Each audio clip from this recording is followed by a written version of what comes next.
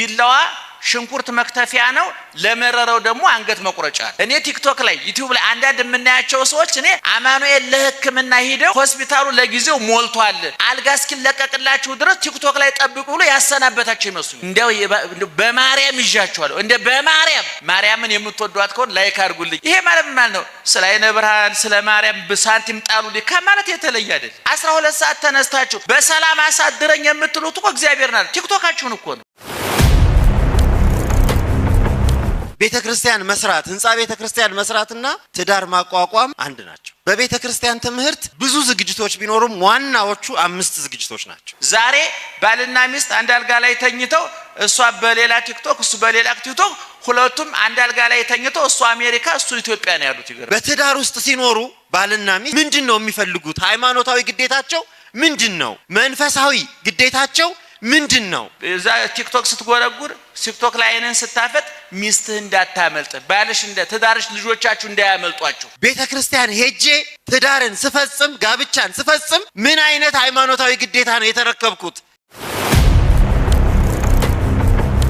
የስዕላት አስፈላጊነት በቤተክርስቲያን ትምህርት ሆኖ የሚነገርበት ትልቁ ምክንያት ስዕል አያስፈልግም የሚሉ ሰዎች ስላሉና እኛም ማወቅ ስላለብን ዘጸአት 20 ላይ ያነበበ ሰው ዘጸአት 25 ላይ እንዴት መራመድ እንዳልቻለ በጣም ነው እኮ የሚያሳዝነው የእናቴ ቤት አለ ሸረሪትና በረሮ ሲመላለስበት አየሁት ስዕሉን ወይ ጉድ ራሱን ከበረሮ ማያድን ስዕል አለ ምናልባት እንግዲህ አሁን ኢየሱስ የሚለው ስም በእኛም በእነሱም የከበረ ስም ነው ኢየሱስ የሚል በትልቁ ጽፌ በረሮ ቢሄድበት ኢየሱስ ራሱን አያድንም ማለት ነው አሁን ጽዋ ስትጠጡ ልክ እንደ ቁርባን እንደዚህ አፋችሁን የምታሽጉ ሰዎች አላችሁ ጽዋ ላይ ከዛ ይፍቱኝ ሁሉ ብላችሁ ማለት ከፋችሁ እንዴ ጽዋው ውስጥ ምንድነው ያለ ነገሩኛ ጠላ እና ለጠላ ነው እንደዚህ ያጎብደደ የምትሄደው ትሪ መብያ ነው እንጂ አይበላ ብርጭቆ መጠጫ ነው እንጂ አይጠጣ ስዕል ማምለኪያ ነው እንጂ አይመለክም አምለከንም አናውቅ በብሉይ ኪዳን በጉ ለብቻ ነው ሊቀ ካህናቱ ለብቻ ነው በሐዲስ ኪዳን ግን ሊቀ ካህናችን ክርስቶስ ነው እንደገና በጉ ተሰዊ በግ ደግሞ ማን ነው ኢየሱስ ክርስቶስ ነው ይሄንን ይዘው ሰዎች ኢየሱስ ክርስቶስ ሊቀ ካህናችን ነውና ካህን አያስፈልገንም የሚሉ በጣም የዋህ ገራገር ደጎች ወደ ሃይማኖታቸው ማደግ ሲያቅታቸው ሃይማኖታቸው ወደ እነሱ ያወረዱ ምእመናን ከገድል የተለየ ህይወት ሊኖራቸው አይችልም ሰይጣንና ክፎች ገድል የማይወዱት ተሸናፊዎች ስለሆኑ ነው የተሸነፉ ሰዎች ገድል የላቸውም ተሸንፈዋል ከየት ያመጡታል ጽድቅ የሚመስል ኃጢአት አለ በቤተክርስቲያናችን ከሥራ ስርዓት ይበልጣል ጥቁር አንበሳ ታክመህ መቼም አለርት አትከፍልም ምን ችግር አለው አንዴ መንግስት አይደል እንዴ አይባልም ነውር ነው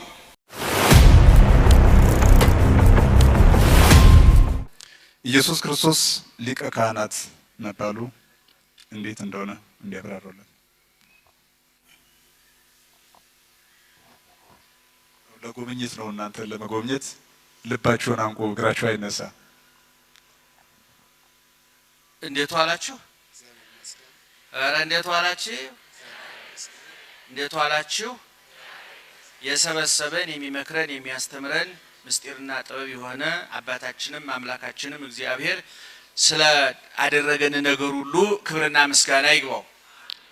ምስጋና ይግባው እንግዲህ ቀደም ፕሮግራም መሪው እንደነገሯችሁ የሰው ልጅ እምነቱ እየከሳ እምነቱ እየቀነሰ በሄደ ቁጥር የጥያቄ ጎተራ ይሆናል ያመነበት ነገር ሁሉ ጥያቄ ይሆንበታል እንደውም አንድ ጸሐፊ ምን ብሎ ጽፏል ሰው በሽታ የመከላከል አቅሙ እየወረደ በሄደ ቁጥር ጉንፋን እንኳን በሽታ ይሆንበታል ይላል ሰዎች እምነታቸው እየቀነሰ ሲሄድ በጥያቄ ይወጠራሉ ጥያቄ መጥፎ አይደለም ነገር ግን ጥያቄ ትልቁ ችግር ምንድነው በጭንቅላታችን ውስጥ ባይመሯችሁ ጥሎት የሚሄደው ጠባሳ አለና ቤተክርስቲያኒቱ ቅድም እንደተነገረው ለሁሉም ነገር መልስ አላት ስንዱ ቤተክርስቲያን ሙሉ ቤተክርስቲያን ብሉይን አንብባ ሐዲሱን ተርጉማ አመስጥራ ተንተና ንባቡ አይምሮን ጆሮ እንዲሞላ ምስጥሩ አይምሮ እንዳጠግብ ኃይለ ቃሉ ህሊናን ነፍስን እንዲያሳርፍ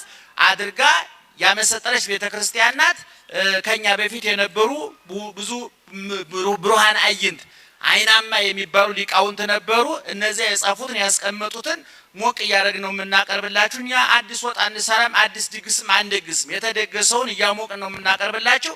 እንዲህ አይነት አባቶች የሰጠን እግዚአብሔር ክብርና ምስጋና ይግባው። እንግዲህ ጥያቄው ኢየሱስ ክርስቶስ ብዙ ስሞች አሉት። አንድ ወልዳ ስሙን አበዛችሁ የሚል አንድ መዝሙር ነበረ። ኢየሱስ ክርስቶስ ስራው ብዙ ስለሆነ ስሞቹ ብዙዎች ናቸው። የኢየሱስ ክርስቶስ ስሞች አራት ነገርን ያመለክታሉ በመጽሐፍ ቅዱስ። አንድ የባህሪውን ርቀት፣ ሁለት የክብሩን ምጥቀት፣ ሶስት የፍቅሩን ጥልቀት፣ አራተኛ የስራውን አይነተ ብዙነት ያሳያል። በደንብ ሰምታችሁኛል። አንድ የባህሪውን ርቀት፣ ባህሪው ረቂቅ ነው፣ ያ በስሞቹ ይገለጣል። ሁለተኛ ክብሩ ምጡቅ ነው፣ የክብሩ ምጥቀት ኃያልነት በስሞቹ ይገለጣል። ሶስተኛ ፍቅሩ ጥልቅ ነው፣ የፍቅሩን ጥልቀት ያሳያሉ ስሞቹ። አራተኛ የስራውን ብዙነት ያሳያሉ። እግዚአብሔር ትናንት ሰራተኛ ነበር፣ ዛሬ ሰራተኛ ነው፣ ለዘላለም ሰራተኛ ነው። ስራ ፈቶ ያቅም እግዚአብሔር። አባቴ እስከ ዛሬ ይሰራል እኔም እሰራለሁ ብሏል። በአዳም ጊዜ የነበረው እግዚአብሔር አሁን በዚህ ሰዓት ስራ ላይ ነው። በሚገርመው ነገር እስከ ዕለተ ምጽአት ከዕለተ ምጽአትም በኋላ ስራ ላይ ነው እግዚአብሔር። ስለዚህ ለኢየሱስ ክርስቶስ የወጡለት ስሞች ባህሪ ቅድም እንዳልኩት ባህሪው ረቂቅ ነው፣ ክብሩ ምጡቅ ነው፣ ፍቅሩ ጥልቅ ነው፣ ስራው ብዙ ነው። እነዚህ አራት ነገሮች በኢየሱስ ክርስቶስ ስሞች ላይ ይታያሉ። እንግዲህ ሊቀ ካህናት የተባለው ከስሞቹ መካከል አንዱ ነው። ደህና መሻችሁ? እየሰማችሁ ነው? ስንት ነገር ነገርኳችሁ? ጮክ ብላችሁ ነገሩኝ። አራት ነገር ነግሬያችኋለሁ። እንግዲህ ኢየሱስ ክርስቶስ ስሞቹን በሁለት መክፈል እንችላለን። አንድ ከብሉይ ኪዳን ወደ አዲስ ኪዳን የተሸጋገሩ ስሞች አሉ። እግዚአብሔር ይባላል ኢየሱስ ክርስቶስ። ምክንያቱም መጽሐፍ ቅዱስ በመጀመሪያ ቃል ነበረ፣ ቃልም በእግዚአብሔር ዘንድ ነበረ፣ ቃልም እግዚአብሔር ነበረ፣ ሁሉ በሱ ሆነ፣ ያለሱ ምንም የሆነ የለም ካለ በኋላ ያም ቃል ስጋ ሆነ ተብሎ ተገልጧል። ኢየሱስ ክርስቶስ እግዚአብሔር ነው፣ ፈጣሪ ነው፣ ሰጭና ነሽ ነው፣ አጽዳቂም ነው፣ ኮናኝም ነው። ይገላል፣ ይፈጥራል፣ ይሰጣል፣ ይነሳል። ቅድመ ዓለም ነበረ፣ ዓለም በዓለም ውስጥ አለ፣ ዓለምን አሳልፎ ይኖራል። ይሄ መጨረሻና መጀመሪያ ርዕስ ወማይለት አልፋ ወኦ አልፋና ኦሜጋ የሚባል አምላክ ማለት የጌቶች ጌታ የነገስታት ንጉስ የሚባል በብሉይ ኪዳን ሰማይ ዙፋኑ ምድሩ የእግሩ መረገጫ የሆነችለት በአዲስ ኪዳን በድንግል ማርያም እቅፍ ያየነው፣ በበረት ተጥሎ ያየነው፣ በጨርቅ ተጠቅሎ ያየነው፣ ሲሰደድ ያየነው፣ ሲራብ ሲጠማ ያየነው፣ በዮርዳኖስ ሲጠመቅ ያየነው፣ ቅድም መምህር ሄኖክ እንደነገረን መስቀል ላይ ያ ሁሉ የመከራ ውርጅብኝ ሲወርድበት ያየነው ኢየሱስ ክርስቶስ ቅድመ ዓለም የነበረ ፈጣሪ ነው። ወደ አዲስ ኪዳን ስንመጣ ቅድም እንደነገርኳችሁ ረቂቁ እግዚአብሔር ሲገዝፎ አይተነዋል። ዘላለማዊው እግዚአብሔር ጊዜያዊ ሆኖ አይተነዋል። ሕያው እግዚአብሔር ሟች ሆኖ አይተነዋል። ሰማያዊ እግዚአብሔር ምድራዊ ሆኖ አይተነዋል። ኪሩቤል አይናቸውን ሞልተው መላእክት አይናቸውን ሞልተው ሊያዩት የማይችሉት እግዚአብሔር አይነ ስውራን አይተውታል። ለምጻሞቹ ዳሰውታል። ሙታን ተነስተው መስክረውለታል። ደም የሚፈሳት ሴት ልብሱን ነክተዋለች። በድሆች መካከል ተገኝቷል። ሶስት ማህበራዊ ጉዳዮች ሰርግ ቤት ተገኝቷል፣ ለቅሶ ቤት ተገኝቷል፣ በሽተኛ ልጅ ጠይቅ ተገኝቷል ኢየሱስ ክርስቶስ። ስለዚህ በአዲስ ኪዳን ኢየሱስ ክርስቶስ በብሉይ ኪዳን ክብሩን ያሳየን እግዚአብሔር በአዲስ ኪዳን ፍቅሩን አሳይቶናል ማለት ነው። በብሉይ ኪዳን ክብሩን አይተነዋል፣ በአዲስ ኪዳን ደግሞ ፍቅሩን አይተነዋል። ፍቅሩ ምን አይነት ነው? ቅድም እንደነገርኳችሁ ቁልቁል በመምጣት እንደኛ በመሆን ስጋ ለብሶ በእኛ መካከል በመመላለስ ስጋዬን የበላ ደሜን የጠጣ የዘላለም ሕይወት አለው ብሎ ያስተማረ፣ ለተራቡት የሚበላ ዳቦ፣ ለተጠሙት የሚጠጣ ውሃ፣ ለተራቆጡት የህሊናን እርቃን የሚሸፍን ዘላለማዊ ልብሱን አይተነዋል። ስለዚህ በሐዲስ ኪዳን ቅድም እንደተናገርኩት ሐዋርያ ተብሏል፣ ነቢይ ተብሏል፣ መልአክ ተብሏል፣ ሰው ተብሏል። የ30 ዓመት ወጣት ሆኗል፣ የ40 ዓመት ህፃን ሆኗል፣ የ8 ቀጽ ሆኗል፣ የ12 ዓመት መካከለኛ ብላቴና ሆኗል። ይሄ እግዚአብሔር እኛ ባለፍንበት መንገድ ሁሉ ፍቅር አሳልፎታል። በ8 ቀኑ ቤተ ግዝረት ሲሄድ አይተነዋል። በ40 ቀኑ ቤተ መቅደስ ሲመጣ አይተነዋል። በ12 ዓመቱ ቤተ መቅደስ ሲሄድ አይተነዋል። በ30 ዓመቱ ሲጠመቅ አይተነዋል። በ33 ዓመቱ ደግሞ ተሰቅሎ ሲሞት አይተነዋል።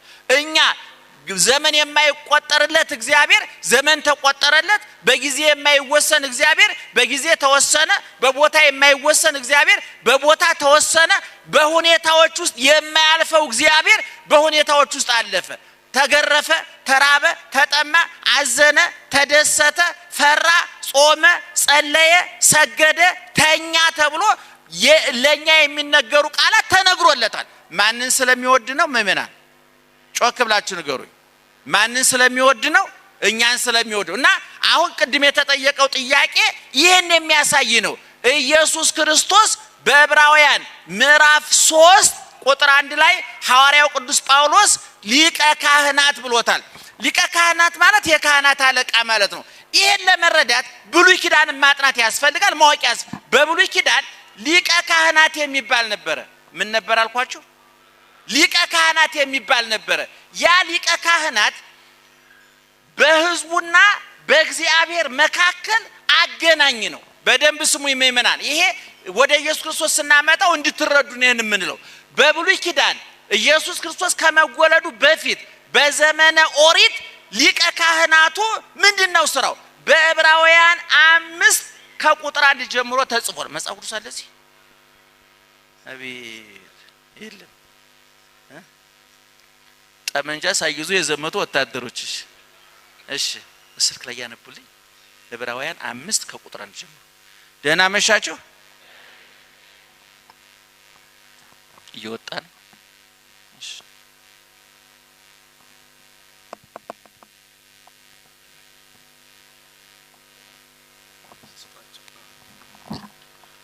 ሊቀ ካህናት ሁሉ ስለ ኃጢአት መባንና መጽዋዕትን ዕብራውያን ምዕራፍ 5 ቁጥር 1 ሊቀ ካህናት ሁሉ ስለ ኃጢአት መባንና መጽዋዕትን ሊያቀርብ ከሰው ተመርጦ ለእግዚአብሔር በሆነው ነገር ሁሉ ስለ ሰው ይሾማልና እርሱ ራሱም ደግሞ ድካምን ስለሚለብስ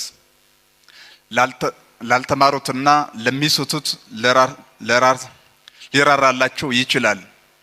በዚህም ምክንያት ስለ ሕዝብ እንደሚያቀርብ እንዲሁ ስለ ራሱ ደግሞ መስዋዕትን ስለ ኃጢአት ሊያቀርብ ይገባዋል። እንደ አሮንም በእግዚአብሔር ከተጠራ በቀር ማንም ክብሩን ለራሱ የሚወስድ የለም። እንዲሁ ክርስቶስ ደግሞ ሊቀ ካህናት ሊሆን ራሱን አላከበረም። ነገር ግን አንተ ልጄ ነህ፣ እኔ ዛሬ ወልጄሃለሁ ያለው እርሱ ነው። እንደዚህም በሌላ ስፍራ ደግሞ አንተ እንደ መልከ ጼዴቅ ሹመት ለዘላለም ካህን ነህ ይላል። አሁን የሰማችሁት ኢየሱስ ክርስቶስን ሊቀ ካህናችን ነው ብሎ ቅዱስ ጳውሎስ ነው የተናገረ። ለምን ተናገረ ይሄንን ሲባል በብሉይ ኪዳን ሊቀ ካህናት የሚባለው በነገራችን ላይ ምእመናን ይሄ መልእክት የተጻፈው እንደው መቼም ከአቅማችሁ በላይ እንዳይሆን እየሰጋ ነው የምናወራው። የምንናገረው ይሄንን ክፍል ለተማሪዎቻችን ነው የምናወራው። ደጋግሜ በሚዲያ ላይ በመድረክ ላይም ተናግሬዋለሁ። መጽሐፍ ቅዱስ ሁለት ክፍል ነው፣ ብሉይ ኪዳንና ሐዲስ ኪዳን። ብሉይ ኪዳኑ 39 ነው፣ ሐዲስ ኪዳኑ 27 ነው። መጽሐፍ ቅዱስ ውስጥ ዓለም ተስማምቼበታል የሚለው ይሄ መጽሐፍ ቅዱስ በተለይ ሐዲስ ኪዳኑ የተጻፈላቸውን ሰዎች አቅምና ችሎታ ባህልና አኗኗር መሰረት አድርጎ የተጻፈ ነው። ለምሳሌ ዕብራውያን ማለት እስራኤላውያን ናቸው። እስራኤላውያን ማለት ደግሞ መስዋዕቱን ያውቁታል፣ በጉን ያውቁታል፣ ሊቀ ካህናቱን ያውቁታል፣ ቤተ መቅደሱን ያውቁታል፣ የጣኑን መስዋዕቱን የጣኑን የበጉን የፍየሩን መስዋዕት ሊቀ ካህናቱ ምን እንደሚሰራ እስራኤላውያን ያውቃሉ። ቅዱስ ጳውሎስ ለነዚህ ሰዎች ያስተማራቸው በለመዱት በብሉይ ኪዳኑ ተነስቶ ነው፣ ከብሉይ ኪዳኑ ተነስቶ እና ሊቀ ካህናቱ በብሉይ ኪዳን ምን ይሰራል መሰላችሁ? በሕዝቡና በእግዚአብሔር መካከል አገናኝ ነው። ምእመናን እየሰማችሁ ነው? በሕዝቡና በእግዚአብሔር መካከል አገናኝ ነው። ለምሳሌ እኔ እዚህ ጋር እግዚአብሔር ቢሆን፣ እዚህ ጋር ሊቀ ካህናቱ ቢሆን፣ እዚህ ጋር ምእምኑ ይኖራል። ኃጢአት የሰራው ሰው እንደውም ምን ይሆናል መሰላችሁ? ይሄ ኃጢአተኛ ደህና ዋላችሁ? አልሰማችሁኝም?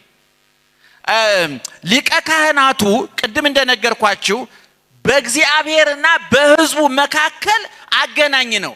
እንደ እግዚአብሔር በስልጣኑ ይገናኛል ከእግዚአብሔር ጋራ፣ ከሕዝቡ ጋራ ደግሞ በሰውነቱ በደካማነቱ እሱም ኃጢአት ስለሚሰራ የሕዝቡ ችግር ይረዳል። የሕዝቡን ኃጢአት ይረዳል። ስለዚህ እግዚአብሔር የሾሙ ምን እንዳደርግ ነው? በእግዚአብሔርና በሕዝቡ መካከል ኃጢአት ሲሰራ እንዲያስተሰሪ። በጣም ባጭር ምሳሌ ልንገራችሁ። እግዚአብሔር እዚህ ጋር አለ፣ ሊቀ ካህናቱ እዚህ ጋር አለ፣ እዚህ ጋር ኃጢአተኛው ሰውዬ አለ። ኃጢአተኛው ሰውዬ በጊዞ ይመጣና ኃጢአቱን ለሊቀ ካህናቱ ይናገራል። ልብ አድርጉ። እዚህ ጋር ያለው ማን ነው? ማን ነው? እዚህ ኃጢአተኛው አጠገብ ደግሞ ማን አለ? በግ አለ። ይመጣና ኃጢአቱን ይናገራል። ይሄ ሰው ኃጢአተኛው ለካህኑ ሲናገር ካህኑ እጁን ጭኖ በጉ ላይ ይጸልይበታል። በሌላ ቋንቋ ምን ማለት ነው? በካህኑ ጸሎት አማካኝነት የኃጢአተኛው ኃጢአት ወደ በጉ ይዘዋወራል። ለምሳሌ ይሄ ኃጢአተኛ አመንዝሮ ቢሆን የመጣው መምሩ አመንዝሬ ያለው ብሎ እየተናገረ ነው። ካህኑ እየሰማ ነው። ልክ እጁን በጉ ላይ ጭኖ ሲጸልይ የኃጢአተኛው ኃጢአት በካህኑ ጸሎት አማካኝነት ወደ ማን ይዛወራል? ወደ በጉ ይዛወራል። በጉ አላመነዘረ። ሁለቱ ሰዎች ምን እያወሩ እንደሆነ ሁሉ የሚያውቀው ነገር የለም። ምናልባት ፊቱ ሳር እያየ ከሆነ ሳሩን ለመብላት እየታገለ ነው። ምን እየተከናወነ እንደሆነ አያውቅም። ምን ኃጢአት እንደተሰራ፣ ምን ወንጀል እንደተሰራ አያውቅም። ግን በካህኑ ጸሎት አማካኝነት የኃጢአተኛው ኃጢአት ማን ላይ ያደረ ብያቸዋለሁ? በጉ ላይ። በጉ ይወሰድና ይታረዳል፣ ወይ ስጋው ይቃጠላል፣ ደሙ ይፈሳል። በዚህ አማካኝነት የኃጢአተኛው ኃጢአት በበጉ ደም አማካኝነት ይፈሳል። አሁን ልብ አድርጉ። ይሄን የሚያደርገው ማን ነው ብያችሁ? ሊቀ ካህናቱ ነው። አሁን በዚህ ወደ ሐዲስ ኪዳን ስንመጣ በዚህ በሊቀ ካህናቱ ፋንታ ማን ተተካበት? ኢየሱስ ክርስቶስ። በበጉ ፋንታ ማን ተተካ? ኢየሱስ ክርስቶስ። ራሱ ካህን ነው፣ ራሱ ሰዊ ነው፣ ራሱ መስዋዕት ነው ማለት ነው። አሁን በጉ ኃጢአት ሰርቷል። ቅድም እንደተነጋገር ነው። አመንዝሯል፣ ሰው ገሏል፣ አምቷል፣ ሰርቋል፣ አልገደለም። ነገር ግን የኃጢአተኛውን ኃጢአት ተሰቀለ። ለዚህ ነው ኢየሱስ ክርስቶስ በዮሐንስ ወንጌል ምዕራፍ 1 ቁጥር 29 ላይ ምን ይላል? ነዋ በግኡ ለእግዚአብሔር ዘየአትት ወያሴስል ኃጢአት ዓለም። የዓለምን ኃጢአት የሚያስወግድ የማን በግ? የእግዚአብሔር በግ። የማንን ኃጢአት የሚያስወግድ? የዓለሙን ኃጢአት። ይሄ የቅድሙ በግ አጠገቡ የቆመውን ኃጢአተኛ ኃጢአት ብቻ ነበር በደሙ የሚያራግፍለት። ኢየሱስ ክርስቶስ ግን ወደሙ ለኢየሱስ ክርስቶስ ያነጽሐነ እንኩሉ ኃጢአትነ። ቅዱስ ዮሐንስ በመልእክቱ ምዕራፍ 1 ቁጥር 7 ላይ የኢየሱስ ክርስቶስ ደም ከኃጢአታችን ሁሉ ያጥበናል ስለተባለ ከሱ በፊት የነበሩትን በሱ ጊዜ የነበሩትን ከሱ በኋላ እስከ ዕለተ ምጽአት የሚነሱትን ሁሉ ኃጢአታቸውን ይፍቃል፣ ይደመስሳል። ቀራንዮ ላይ ይሄ ተፈጽሟል። ስለዚህ ኢየሱስ ክርስቶስ ሐዋርያው ቅዱስ ጳውሎስ ለዕብራውያን ሊቀ ካህን ብሎ የነገራቸው ምንድነው? እነሱ በሚገባቸው ቋንቋ ለነሱ ኃጢአታቸውን የሚያስተሰርይላቸው ሊቀ ካህኑ ነበረ። ወንድሞቼ እናንተ ሊቀ ካህን ነበራችሁ፣ በግ እያረደ ደም እያፈሰሰ ስጋ እያቃጠለ ኃጢአታችሁን የሚያስተሰርይ በዛ ቦታ አሁን በበጉ ቦታ ክርስቶስ ገብቷል፣ ቀራንዮ ላይ ታርዷል። ሐዋርያው ቅዱስ ጳውሎስ በአንደኛ ቆሮንቶስ ምዕራፍ 5 ላይ ፋሲካችን ክርስቶስ ታርዷል ይላል። በጉ ክርስቶስ ነው፣ ታርዷል። ሊቀ ካህናቱ ክርስቶስ ነው። በእኛና በእግዚአብሔር በሰውነትን በእኛና በእግዚአብሔር መካከል ማለት ነው። እንደ አብ ዘላለማዊ ነው፣ እንደኛ ጊዜያዊ ሆነ። እንደ አብ ሕያው ነው፣ እንደኛ ሟች ሆነ። እንደ አብ ሰማያዊ ነው፣ እንደኛ ምድራዊ ሆነ። እንደ አብ በቦታ በጊዜ በሁኔታ አይወሰንም፣ እንደኛ በቦታ በሁኔታ ተወሰነ። በእኛ መካከል ተገኘ። ቅድም እንደተናገርኩት በናዝሬት በቤተልሔም ተወለደ፣ በናዝሬት አደገ፣ በዮርዳኖስ ተጠመቀ፣ በቀራንዮ ተሰቀለ፣ በጎልጎታ ተቀበረ፣ በቢታንያ አረገ ተብሎ በቦታ ተወስኖ ተነገረለት። ማንን ስለሚወድ? እኛን ስለሚወድ። ስለዚህ ኢየሱስ ክርስቶስ ሊቀ ካህን ነው ማለት ምን ማለት ነው? ኃጢአታችን ያስተሰርየልን፣ ከአባቱ ጋራ ከራሱ ጋራ ከመንፈስ ቅዱስ ጋራ ያስታረቀን፣ ድህነትን ያመጣልን ነው። በብሉይ ኪዳን በጉ ለብቻ ነው፣ ሊቀ ካህናቱ ለብቻ ነው። በሐዲስ ኪዳን ግን ሊቀ ካህናችን ክርስቶስ ነው። እንደገና በጉ ተሰዊ በግ ደግሞ ማን ነው? ኢየሱስ ክርስቶስ ነው። ይህንን ይዘው ሰዎች ኢየሱስ ክርስቶስ ሊቀ ካህናችን ነውና ካህን አያስፈልገንም የሚሉ በጣም የዋህ ገራገር ደጎች፣ ወደ ሃይማኖታቸው ማደግ ሲያቅታቸው ሃይማኖታቸው ወደ እነሱ ያወረዱ ሰዎች ሊያወሩ ይችላል። እኛ ስለሌለው አያገባንም። የፈለጉትን ማድረግ ይችላሉ። ሰው ግቢ ገብቶ መፈትፈት የምቀኛ ወሬ ነው፣ አያገባንም። ነገር ግን በራሳችን ኦርቶዶክሳዊ ተዋሕዶ ቤተክርስቲያን ኢየሱስ ክርስቶስ አልፋና ኦሜጋ ከታች ውሃ ልኩና መሰረቱ ከላይ መደምደሚያና ጉልላቱ የነበረ ያለ የሚኖር የጌቶች ጌታ የነገስታት ንጉስ ፈራጅ አዳኝ አምላክ መሆኑን ትመሰክራለች። እንግዲህ ሊቀ ካህናቱ የተፈለገው ባጭሩ ይሄን ነው። በዚህ ሰዓት ጥልቅ ጉዳይ ገብተን ለማስረዳት ሰዓቱ፣ ጊዜው፣ ሁኔታው፣ ቦታው ይገድበናል። ደግሞ ከኔም የተሻሉ ተናጋሪ ወንድሞች ስላሉ እነሱ የነሱን ጊዜ ላለመውሰድ ባጭሩ ይሄ ነው። እንግዲህ መምህር ስሙርም ስላሉ መምህር ዳንኤልም ስላሉ በዚሁ ሐሳብ ላይ የሚጨምሩት ካለ የበለጠ አዳብረን ዓላማው እናንተን ማዳን እኛን ማዳን ነውና ቢጨምሩበት እጅግ ደሰታለሁ። እግዚአብሔር ይስጥልኝ።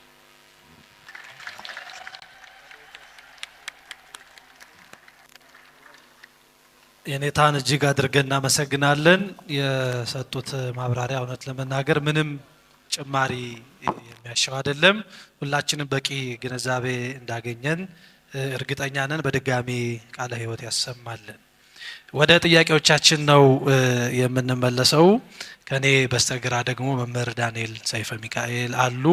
ቅድም በመግቢያችን ላይ እንዳነሳ ነው የዚህ የምክረ አበው መሰረታዊው ዓላማ በነገረ ሃይማኖት ጉዳይ ላይ ጥልቅ የሆነና እንደው መሰረታዊ የሆነ ግንዛቤ አግኝተን እንድንሄድ ነው አንደኛው።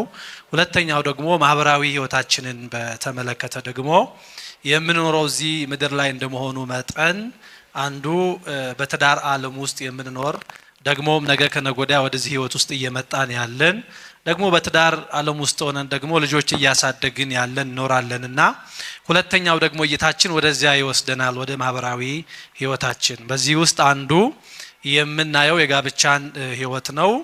በኦርቶዶክሳዊት ቤተክርስቲያን ውስጥ አንዱ ቅድመ ጋብቻ የምንለው ሂደት አለ። እንደምታውቁት ጊዜ ጋብቻ አለ። ከዛ በኋላ ደግሞ ድረ ጋብቻ የምንለው አለ። አብሮ ከዚህ ጋራ ደግሞ ልጆችም አብሮ ይነሳሉ ከዚህ ጋራ። አሁን አብዛኛውን ጊዜ በዘመናችን አንዱ የምናየው ችግር ብዙዎች የቅድመ ጋብቻን ጊዜ አልፈውት ወደ ጊዜ ጋብቻ ሮጠው ይመጣሉ። እንደውም አንድ በጣም ወደ ትዳር ዓለም ውስጥ ሊገባ ከአሜሪካ የመጣ አንድ ሰው ምን አለ ይባላል፣ እዚህ ኢትዮጵያ ውስጥ በጣም አስቸጋሪው ነገር ለሰርግ ፕሮግራም የሚሆን አዳራሽ ማግኘት ነው። ስለዚህ አስቀድሞ ከአንድ አመት በፊት ከሚስት ይልቅ የአዳራሽ ቦታ አይገኝምና ሚስቲቱ ሳትገኝ አዳራሹን ቀድሞ መያዝ ዋጋ አለው። ከዛ በኋላ ሚስቲቱ ትመጣለች የሚል አንድ ንግግር ተዳርጓል። ይሄ እንግዲህ የሚነግረን አዳራሽ አስቀድሞ በተጋቢዎች በመያዛቸው ነውና አብዛኛዎቹ ሰዎች አስቀድሞ ለአንድ አመት አዳራሽ ሲይዙ አስቀድሞ ግን ወደ ጋብቻ ወደዚህ ትልቅ ተቋም ለመግባት ውስጥ ቅድመ ዝግጅት አያደርጉም። ይሄ ደግሞ በኋላ በትዳር ህይወት ውስጥ አልፎም በልጅ አስተዳደግ ላይ ከፍተኛ የሆነ ማህበራዊ ቀውስ ሲመጣ እናያለንና ከዚህ አንፃር ቤተክርስቲያናችን ቅድም ቢያነሳናቸውን ሶስቱን ክፍሎች እንዴት ታስተምራቸዋለች፣ ምእመናንስ ደግሞ ይሄንን ነገር እንዴት መረዳት ይችላሉ የሚለውን ጥያቄ ወደ ክቡር መምህራችን። እሺ የተከበሩ መምህራችን መጋቤ ሐዲስ እሸቱ የሰዋስወ ብርሃን ቅዱስ ጳውሎስ መምህር፣ የተከበሩ መምህራችን እንዲሁ መምህር ስሙር ሊቀ ሊቃውንት ስሙር፣ የዚህ ታላቅ ደብር መምህራን፣ ሰባኪያነ ወንጌል፣ አገልጋይ ካህናት፣ ሁላችሁም የሰንበት ትምህርት ቤት ወጣቶች በድጋሜ እንደምን አመሻችሁ። መኖራችንን ለማረጋገጥ ነው። እንደምን አመሻችሁ። አሜን። እንኳን አደረሳችሁ። አሜን። እግዚአብሔር አምላካችን በዚች ታላቅ ቀን በቤቱ የሰበሰበን የከበረ የተመሰገነ ይሁን። የኔታ ያው በእኔ ላይ የሚጨምር ብለዋል። አንጨምርም፣ ይበቃናል። ትልቅ ትምህርት ነው ያገኘነው። እሺ፣ ስለዚህ ያው ተረድታችኋል አይደለም? የኔታ የነገሩንን መጋቤ ሐዲስ ያስተማሩንን እግዚአብሔር ይመስገን። ይሄኛው ጥያቄ ሁለት ጥያቄ ነው፣ ግን በጣም ብዙ ጊዜ የሚያስፈልገው የሚኖር የህይወትም ጥያቄ ስለሆነ አንደኛው ቅድመ ጋብቻን የተመለከተ ነው። ብለው አልቋል። እንዴ በሰላም ቤቴ ልግባበት። አይ ወቃል ግዴል። እሺ ወይ ወደ በኋላ ጊዜ ካገኘን እንሞክራለን። ይሄኛው በራሱ ትልቅ ነው። እንታየው ሊቀ ካህናቱ ላይ ትንሽ ጨምር ነው የሚሉኝ። ይሄ ጥሩ አይደለም። ሰው በደንብ አድርጎ ኮትና ሱሪውን ከረባቱን ካባውን ከለበሰ በኋላ እንደገና ጋቢ ልበስ አያስፈልግምና ይበቃል። እንግዲህ የእግዚአብሔር ቤተሰቦች አንዱ ትልቁ የቤተ ክርስቲያን ትምህርት የቅዱሳት መጻሕፍት ምስጢር የጋብቻ ምስጢር ነው። እንደምናስበው እንደው ጋብቻ እንደው ዝም ብሎ እንደው አንድ ሰው ወደድኩ ተዋደድን ከዚያ ተጋባን ከዚያ ኑሮ ጀመርን ማለት አይደለም። ጋብቻ እግዚአብሔር የሰራው እግዚአብሔር የፈጠረው እግዚአብሔር ያዘዘው እግዚአብሔር የሚጠብቀው እግዚአብሔር የሚከብርበት መንግስተ ሰማያትን የምንወርስበት ትልቅ ምስጢር ነው። ቅዱስ ጳውሎስ ምስጢር ይህ ምስጢር ድንቅ ነው። መምህራን እንደሚሉት ምስጢርም ድንቅም አንድ ናቸው። ሚስቴሪዮን ነው ግሪኮ የወሰደውና በግዕዝ አንድ ላይ ተርጉመውት ነው አማርኛው ሲወስድ ምስጢርንም ድንቅንም አንድ ላይ የደረቡት ደጊም ነው የሆረ ወጌሰ እንደሚለው ነውና ይሄ ድንቅ ነው። ይሄ ነገር ጋብቻ በጣም ረቂቅ ነው። ለዚህ ዝግጅት ያስፈልገዋል። ምን ማለት ነው ቅድመ ጋብቻ?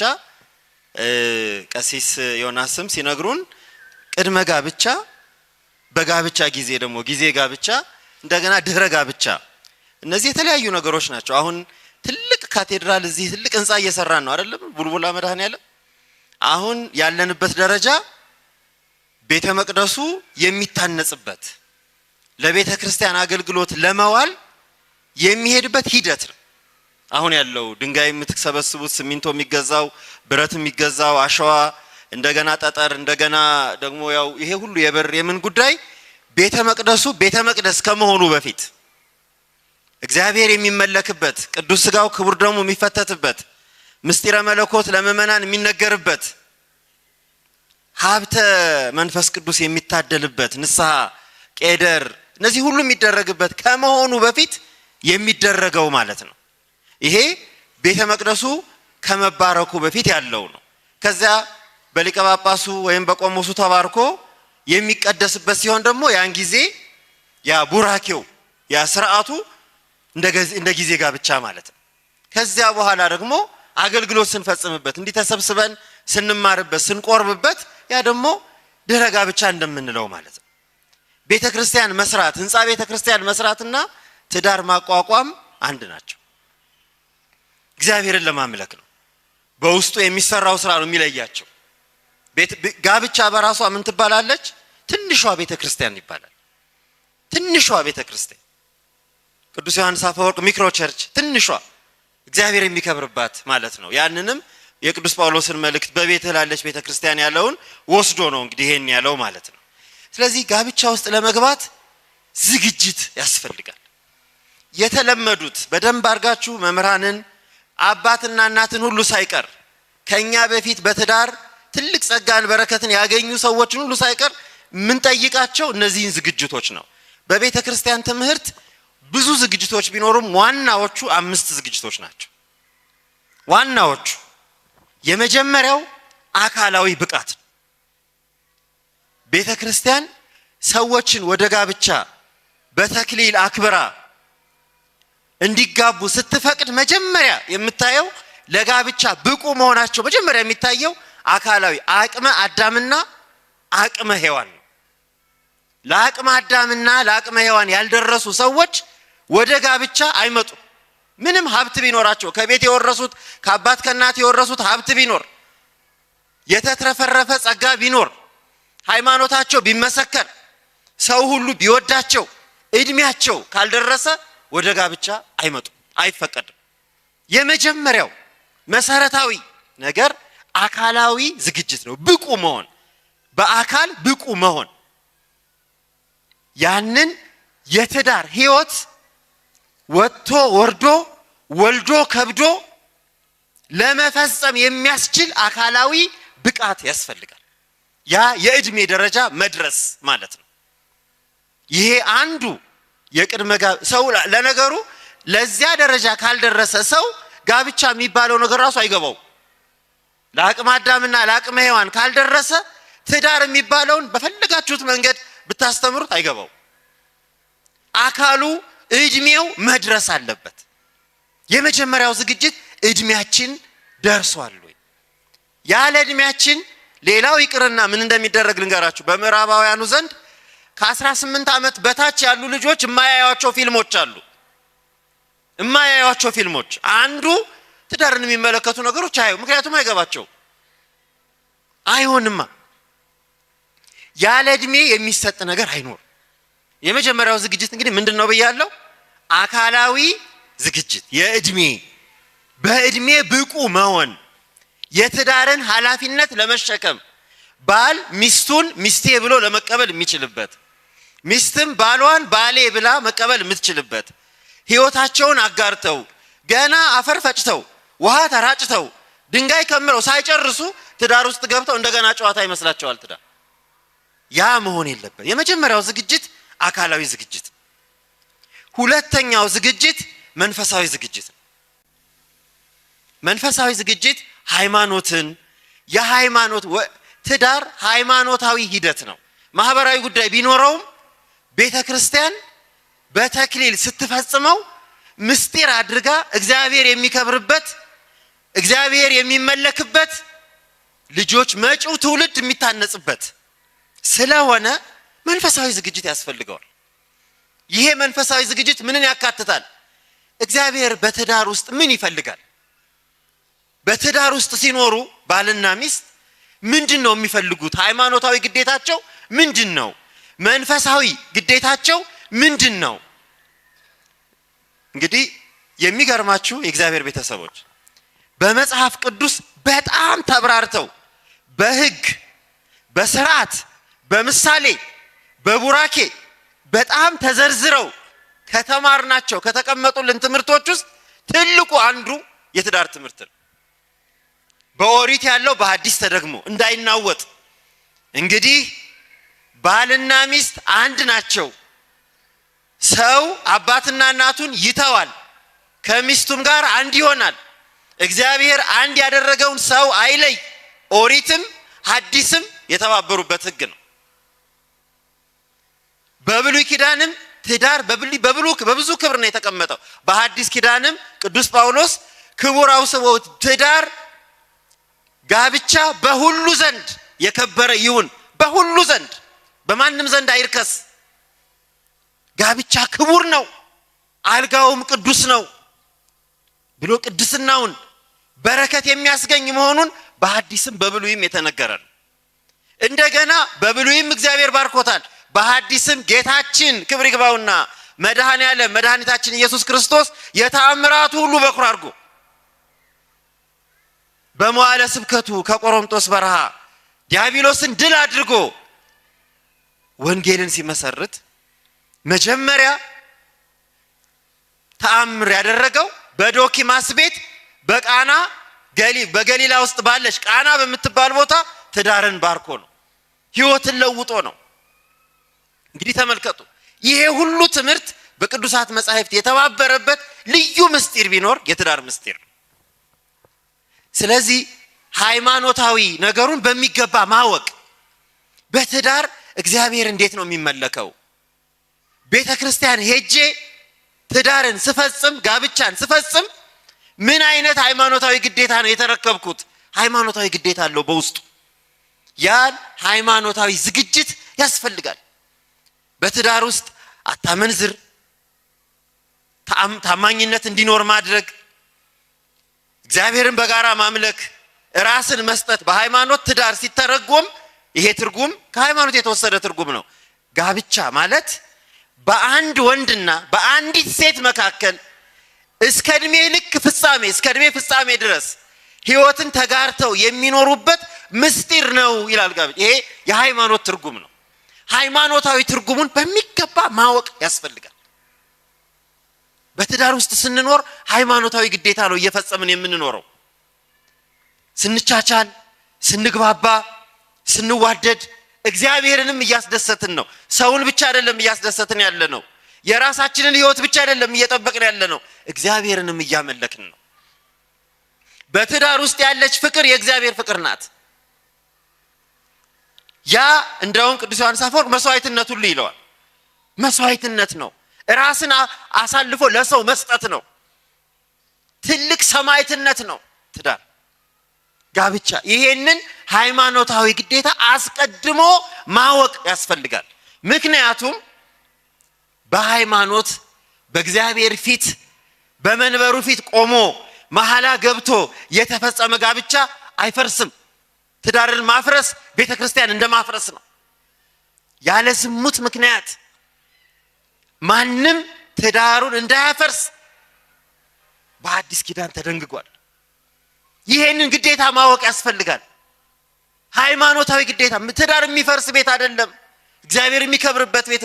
እግዚአብሔር የመሰረተው ለአንድ አዳም አንድ ሔዋንን ሰጥቶ በእግዚአብሔር አይን በሃይማኖት ውስጥ ማለት ነው፣ በመንፈሳዊ ዝግጅት ውስጥ ባልና ሚስት የሚታዩት እንደ ሁለት ሰው አይደሉም፣ አንድ ሰው ናቸው። ሁለቱ ሁለት አይደሉም ብሏል እግዚአብሔር፣ አንድ ናቸው። እግዚአብሔር አንድ ያደረገውንም ሰው አይለይ።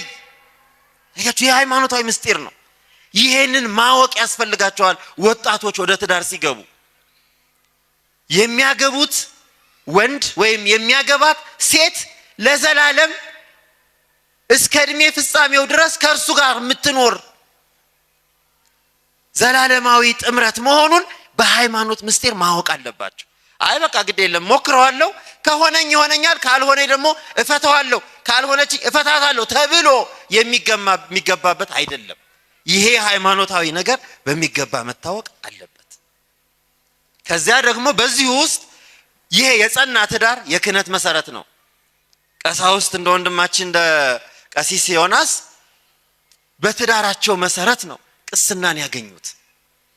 አያችሁ፣ ትዳር የቀጣዩ ምስጢርም መሰረት ነው። ክህነትን ለማግኘት አንዱ መሰረት ነው። እግዚአብሔርን ለማገልገል አንዱ መሰረት ነው። በድንግልና በምንኩስና የሚሰጠው እንደተጠበቀ ሆኖ ማለት ነው። ይሄ ሁለተኛው መንፈሳዊ ሃይማኖታዊ ዝግጅት የምንለው ነው። ሶስተኛው ደግሞ የስነ ልቦና ዝግጅት ነው። ሶስተኛው የስነ ልቦና ዝግጅት ነው። ሰዎች ትዳር ውስጥ ሲገቡ ቀልድ አይደለም እየገቡ ያሉበት ህይወት።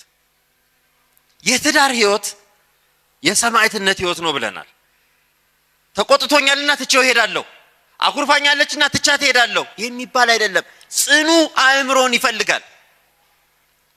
ስህተትን መቀበል፣ ይቅርታ ማድረግን፣ ይቅርታ መጠየቅን፣ መከባበርን፣ መዋደድን፣ ያንዱ ሸክም መሸከምን ብዙ የስነ ልቦና ዝግጅት ይፈልጋል።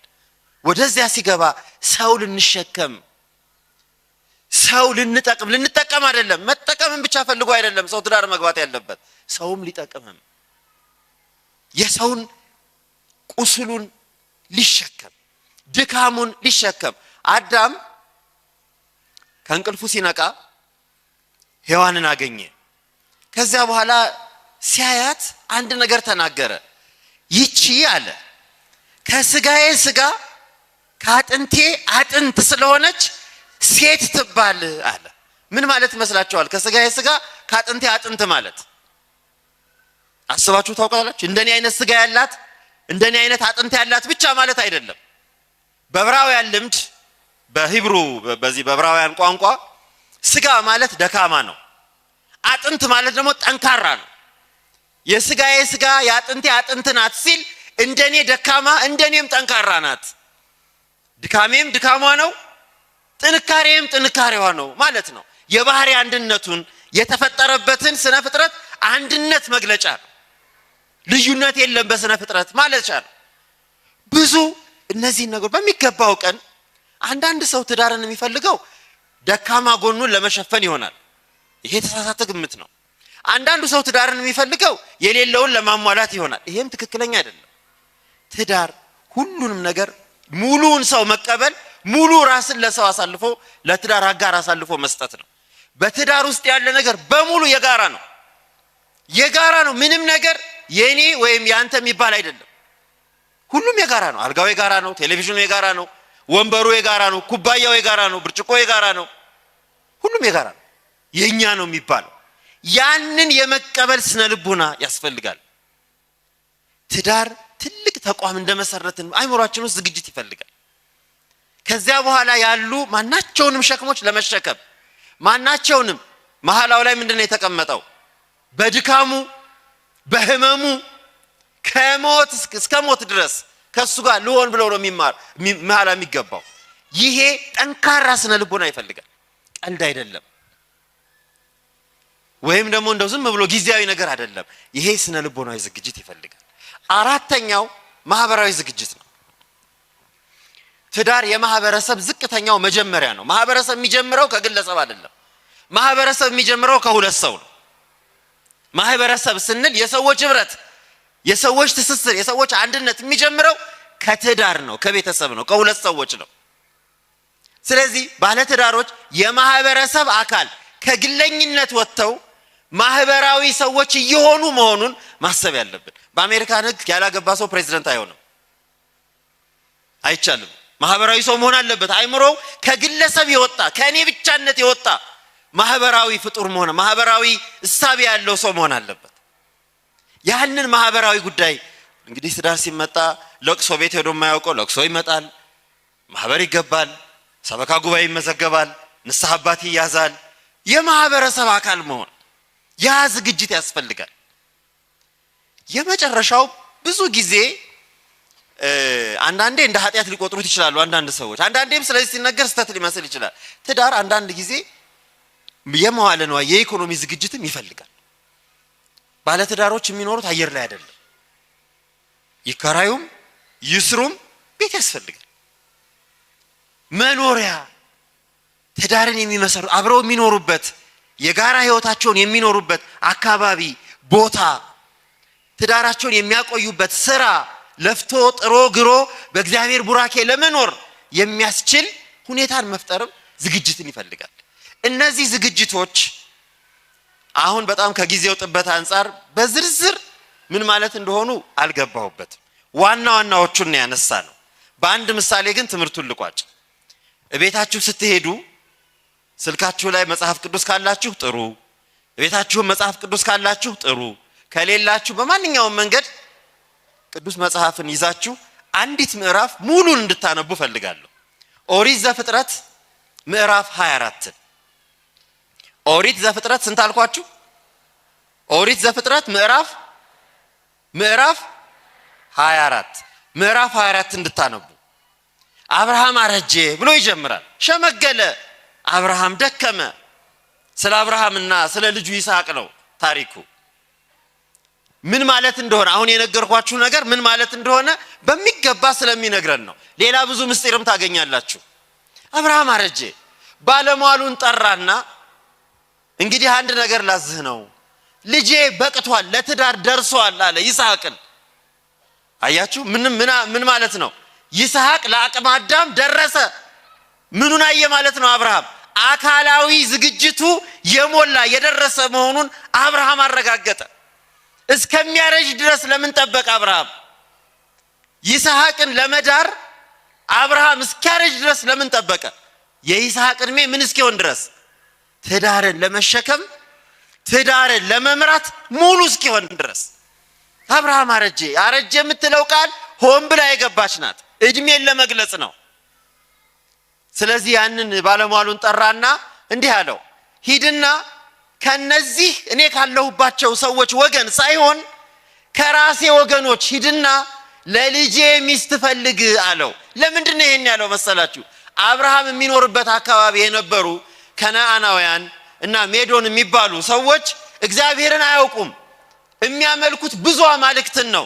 ስለዚህ አብርሃም ምን ፈለገ? እግዚአብሔርን የሚፈራ ሰው ካለበት ቦታ ሃይማኖት ካለው የሃይማኖት ዝግጅት አላልኳችሁ? ሁለተኛው ምንድን ነው ያልኩት? የሃይማኖት መንፈሳዊ ዝግጅት።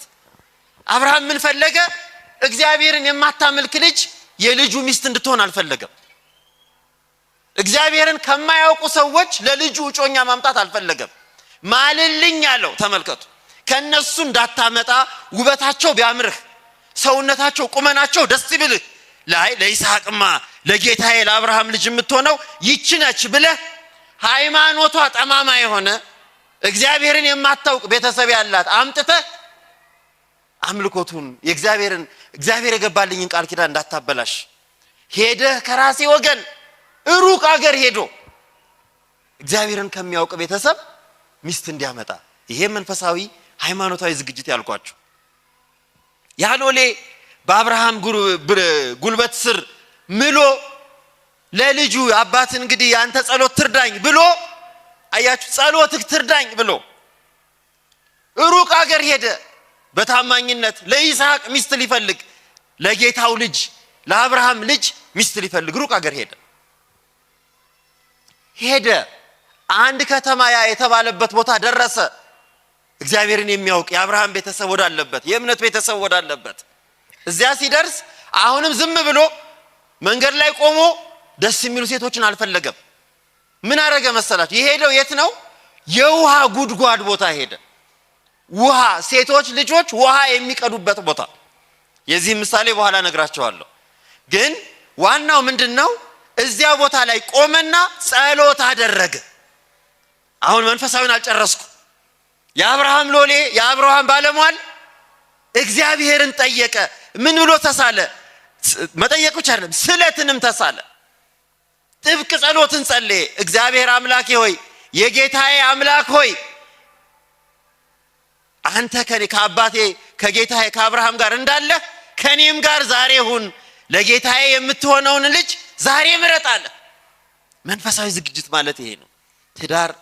እሺ፣ አባታችን በመካከላችን ተገኝተዋል።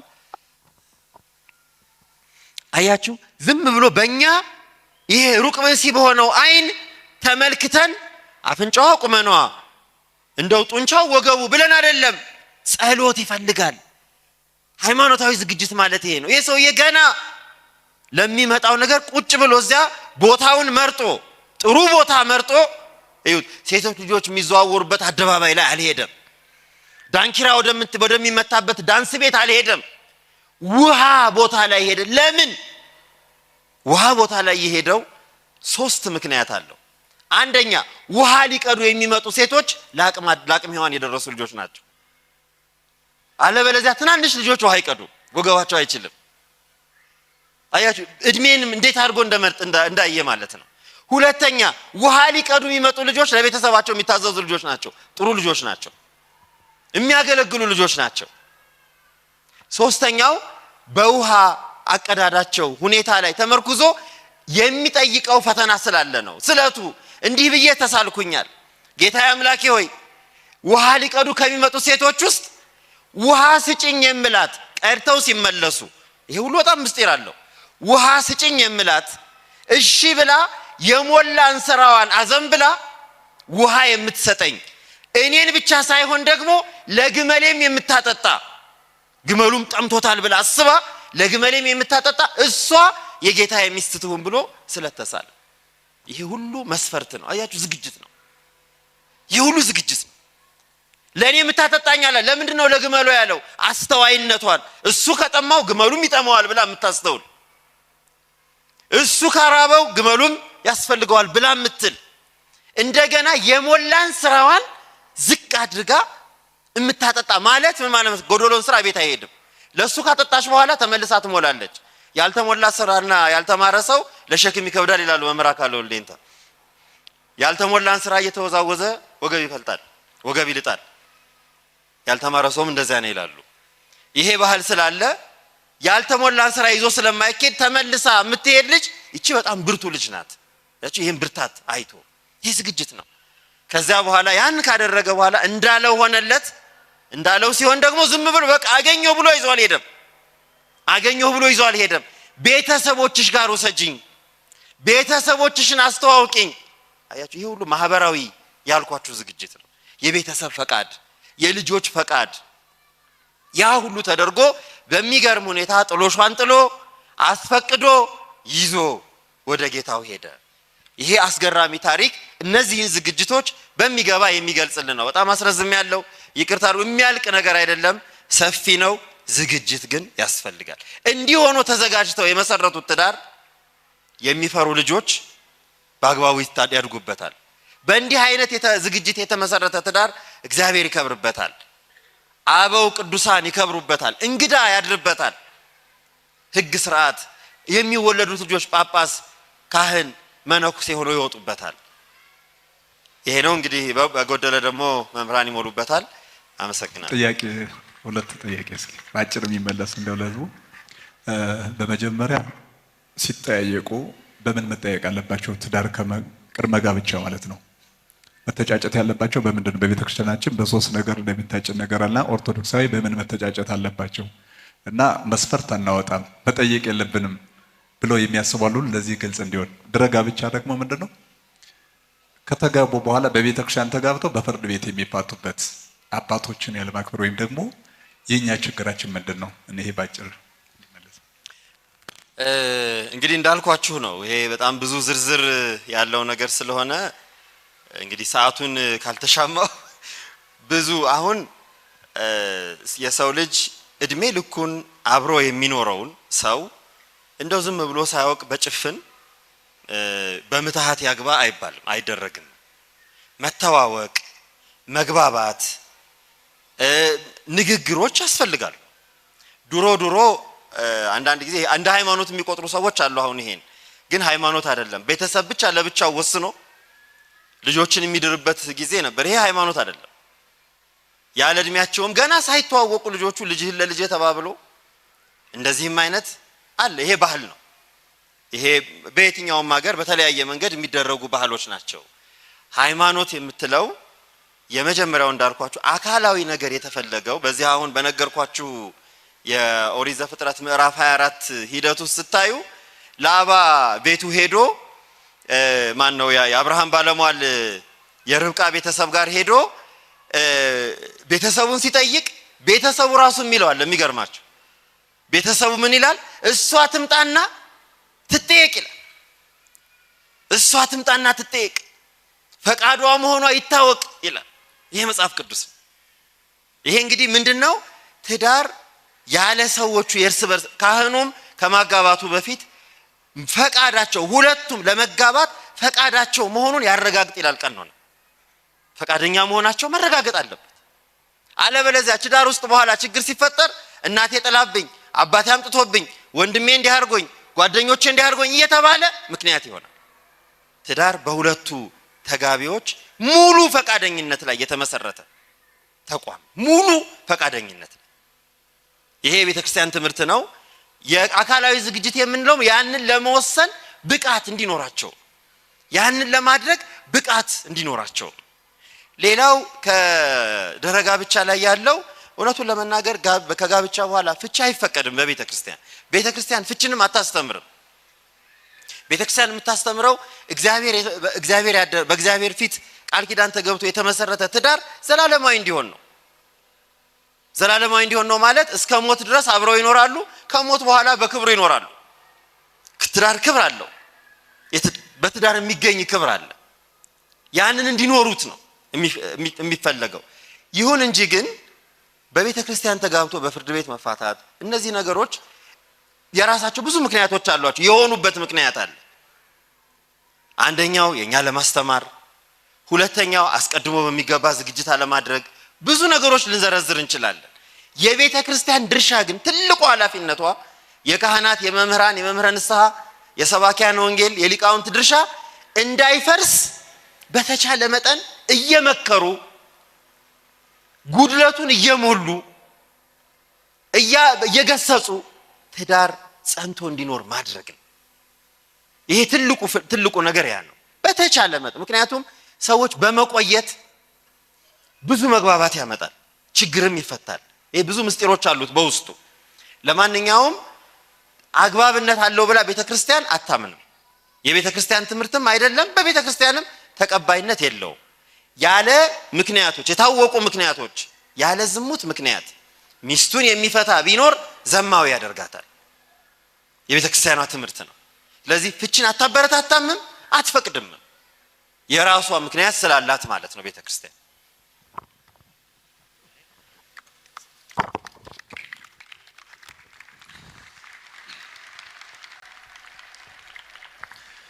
ቃለ ሕይወት ያሰማልን። በሚገባ በዚህ ርዕሰ ጉዳይ ላይ በቂ ግንዛቤ እንዳገኘው ሁላችንም እርግጠኛ ነኝ። አሁን ወደ ሊቀ ሊቃውንት ስሙር ደግሞ እናልፋለን። ከእሳቸው ጋራ ደግሞ እንደዚሁ የምናነሳው ጥያቄ ከቅዱሳን ስዕላት ጋራ የተገናኘ ጉዳይ ነው። እንደምናውቀው ኦርቶዶክሳዊት ቤተክርስቲያናችን ለቅዱሳን ስዕላት ልዩ ክብር ትሰጣለች። ይሄንን ሁላችን እናውቃለን። ቅዱሳን ስዕላትን ስናይ የሚሰማንን ስሜት ሁላችን እናውቃለን።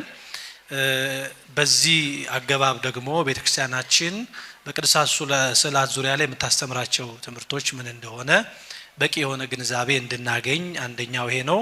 ሁለተኛው ከዚህ ጋራ ደግሞ ተያይዞ ቅዱሳት ስዕላት ጥቅማቸውን ደግሞ አብረን የምናውቅበት የምንረዳበትን እንደዚሁ ደግሞ በሁለተኛ በሶስተኛ ደግሞ ሐሳብ መጠቅለያው ከጥቅሙ ደግሞ ባለፈ መንገድ ደግሞ በሶስተኛው ደግሞ መንገድ ለቅዱሳት ስዕላት ደግሞ የሚገባ ክብር አለ።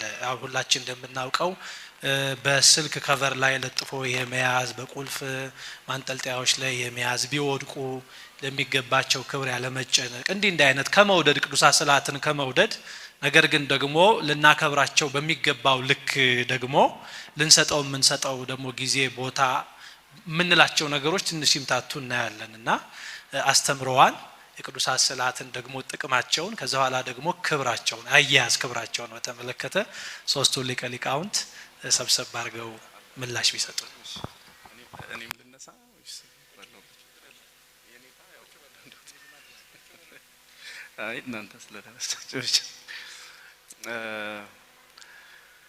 እኔ ቀጥታ ይቅርታ እንግዲህ ወደ ጥያቄው ልግባ። ሰዓቱ የኔታም እየጠይቁኝ ነበር መሸ እያሉ አይደል አልባሽው።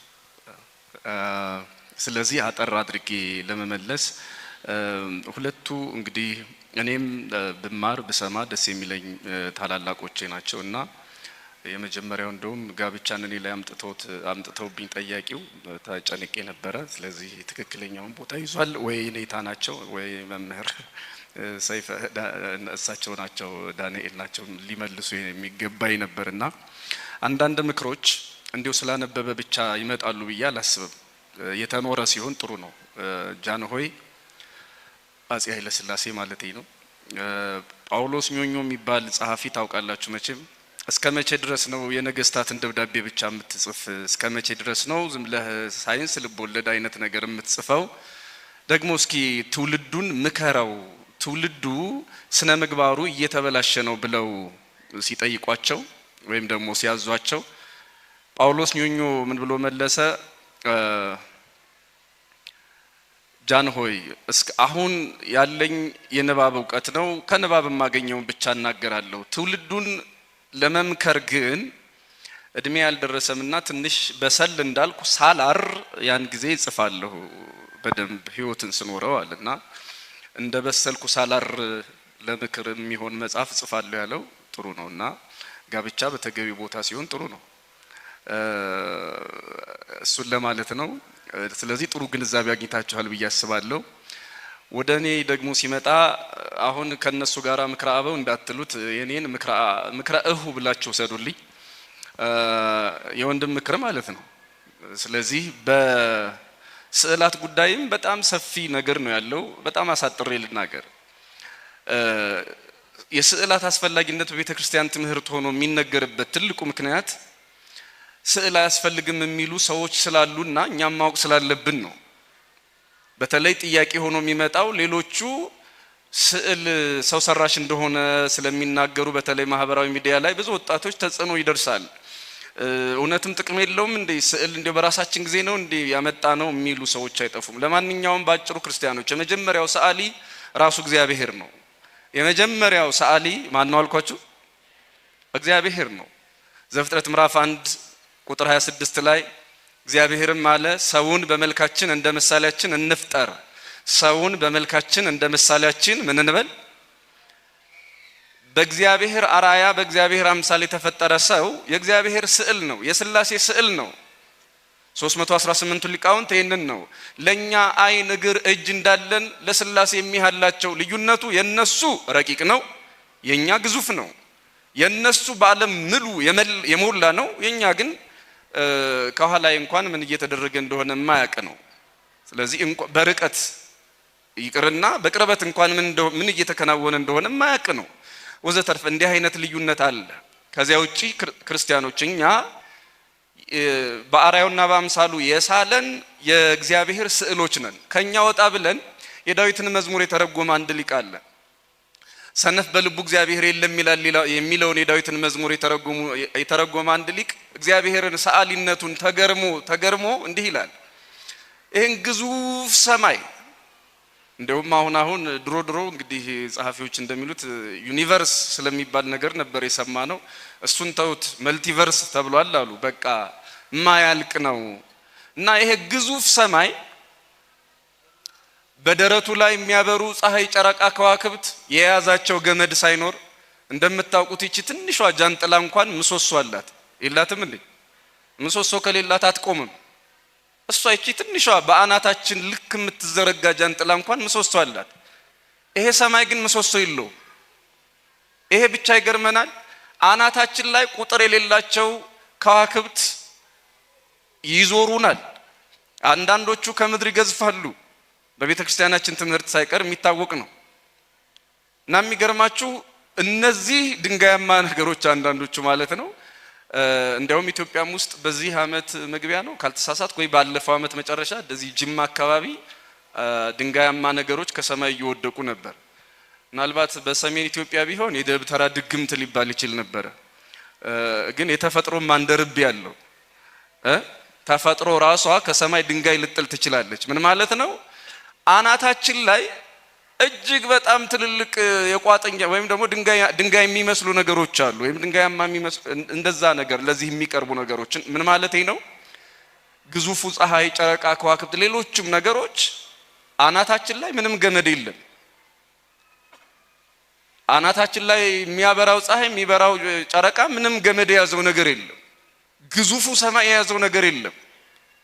መጽሐፈ ኢዮብ ላይ ዲበ ወኢምንት ሳረርካ ለምድር ምድርን በምንም ላይ መሰረትካት ይላል። በምንም ላይ ደግሞ መሬትንም ባዶ እና ታዲያ ምን ይላል? አንተ ሰው የሚያምር ከተማ ተሰርቶ አይተህ ከተማው አርክቴክት የለውም ትላለህ ሆይ? የሚያምር ስዕል አይተህ ሰዓሊ የለውም ትላለህ ሆይ? የሚያምር ምግብ ሰርተህ ወይም በልተህ ጣፍጦህ ሼፍ የለውም ሰሪ የለውም ይባላል ወይ? አየህ፣ አምላካችን እግዚአብሔር ከምድር እስከ ሰማይ ድረስ ሰዓሊ ነው። ከምድር እስከ ሰማይ ድረስ ምንድነው አልኳችሁ? አቤት። ያው እንግዲህ ሰዓቴን ልጠቀም እንጂ አሳሳሉ ራሱ የሚገርም እኮ ነው። ክርስቲያኖች እጅግ ድንቅ የሆነ ነገር ባወቅነው በተረዳነው በትንሹ ነባባችን እንኳን የሚያስገርመን እጅ በአፍ የሚያስጭን ብዙ ድንቅ ነገሮች አሉ ከሰማይ እስከ ምድርና ይሄ የመጀመሪያው ሰዓሊ ነው። እግዚአብሔር በሰነፍ በልቡ እግዚአብሔር የለም ይላል የሚለውን ይሄ ሁሉ ስዕል ይሄ ሁሉ ቅርጽ ያንተ ነው ወይ? ራሱን ሰርቶ ነው ወይ? ራሱን አቀናብሮ ነው ወይ? የለም ይሃለም ሰዓሊ ያለው ሰሪ ያለው ለማለት ነው። አሁን ወደ ቅዱሳት ስዕላት ደግሞ እንምጣ። እንግዲህ የመጀመሪያውን ሰዓሊ እግዚአብሔር ካደረገን በመጀመሪያ በመጽሐፍ ቅዱስ የምናገኘው ማለት ትእዛዝ ሆኖ ዘፍጥረት ኦሪት ዘጸአት ምዕራፍ 25 ቁጥር 10 ጀምሮ ነው። እናንተ በቤታችሁ አንብቡ። ዘጸአት ምዕራፍ 25 ቁጥር 10 ጀምሮ። በነገራችን ላይ ብዙ ሰዎች የሚሳሳቱት ዘጸአት ምዕራፍ 20 ቁጥር 5 ላይ በላይ በሰማይ ካለው በምድርም ካለው ከምድርም በታች ካለው ፍጥረታት አንዳቸውንም ምስል አትስራ፣ አትስገድላቸው፣ አታምልካቸው የሚል ቃል አለና ስዕል እኮ ይሄው ተወግዟል። እግዚአብሔር ለስዕል እንዳንሰግድ ስዕል እንዳንስል አዝዟል ይላሉ።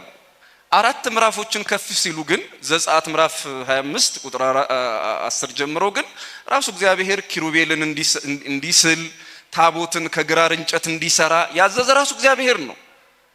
ስለዚህ ክርስቲያኖች ስዕል በቤተ ክርስቲያናችን ያስጀመረው ራሱ እግዚአብሔር ነው። ስዕልን ያስጀመረ ማን ነው አልኳችሁ? አቤት። ዘጸአት 20 ላይ ያነበበ ሰው ዘጸአት 25 ላይ እንዴት መራመድ እንዳልቻለ በጣም ነው እኮ የሚያሳዝነው። ራሱ ከዚህ ስዕልን ለራስ ስራ ከታቦቱ ጋር እንዲህ አድርግ ብሎ ያዘዘ ራሱ እግዚአብሔር ነው። እግዚአብሔር ያላዘዘውን ኦርቶዶክሳዊት ቤተክርስቲያን አታደርግም፣ አላደረገችም። ሁለተኛ በዘሁልቅ ኦሪት ዘሁልቅ ምዕራፍ 21 ላይ ደግሞ ቁጥር 8 ላይ የሚገርማችሁ እስራኤልን እባብ ነደፋቸው። ነዘር የሚባል እባብ ጎናቸውን እየነደለ ይጠዋቸው ጀመረ እና በዚህ ጊዜ እባብ የነደፋቸውን እስራኤልን በእባብ ሊያድናቸው እግዚአብሔር ወደደ። የነሐስ እባብ ሰራ፣ ነሐሱን እንደ እባብ አድርጎ ሰራው እና ያንን በሚሰበሰቡበት ስፍራ ሰቀለው። መጽሐፍ ቅዱሱ ቃል በቃል እንዲህ ይላል፣ ያያትም ሁሉ በሕይወት ይኖር ነበር ይላል።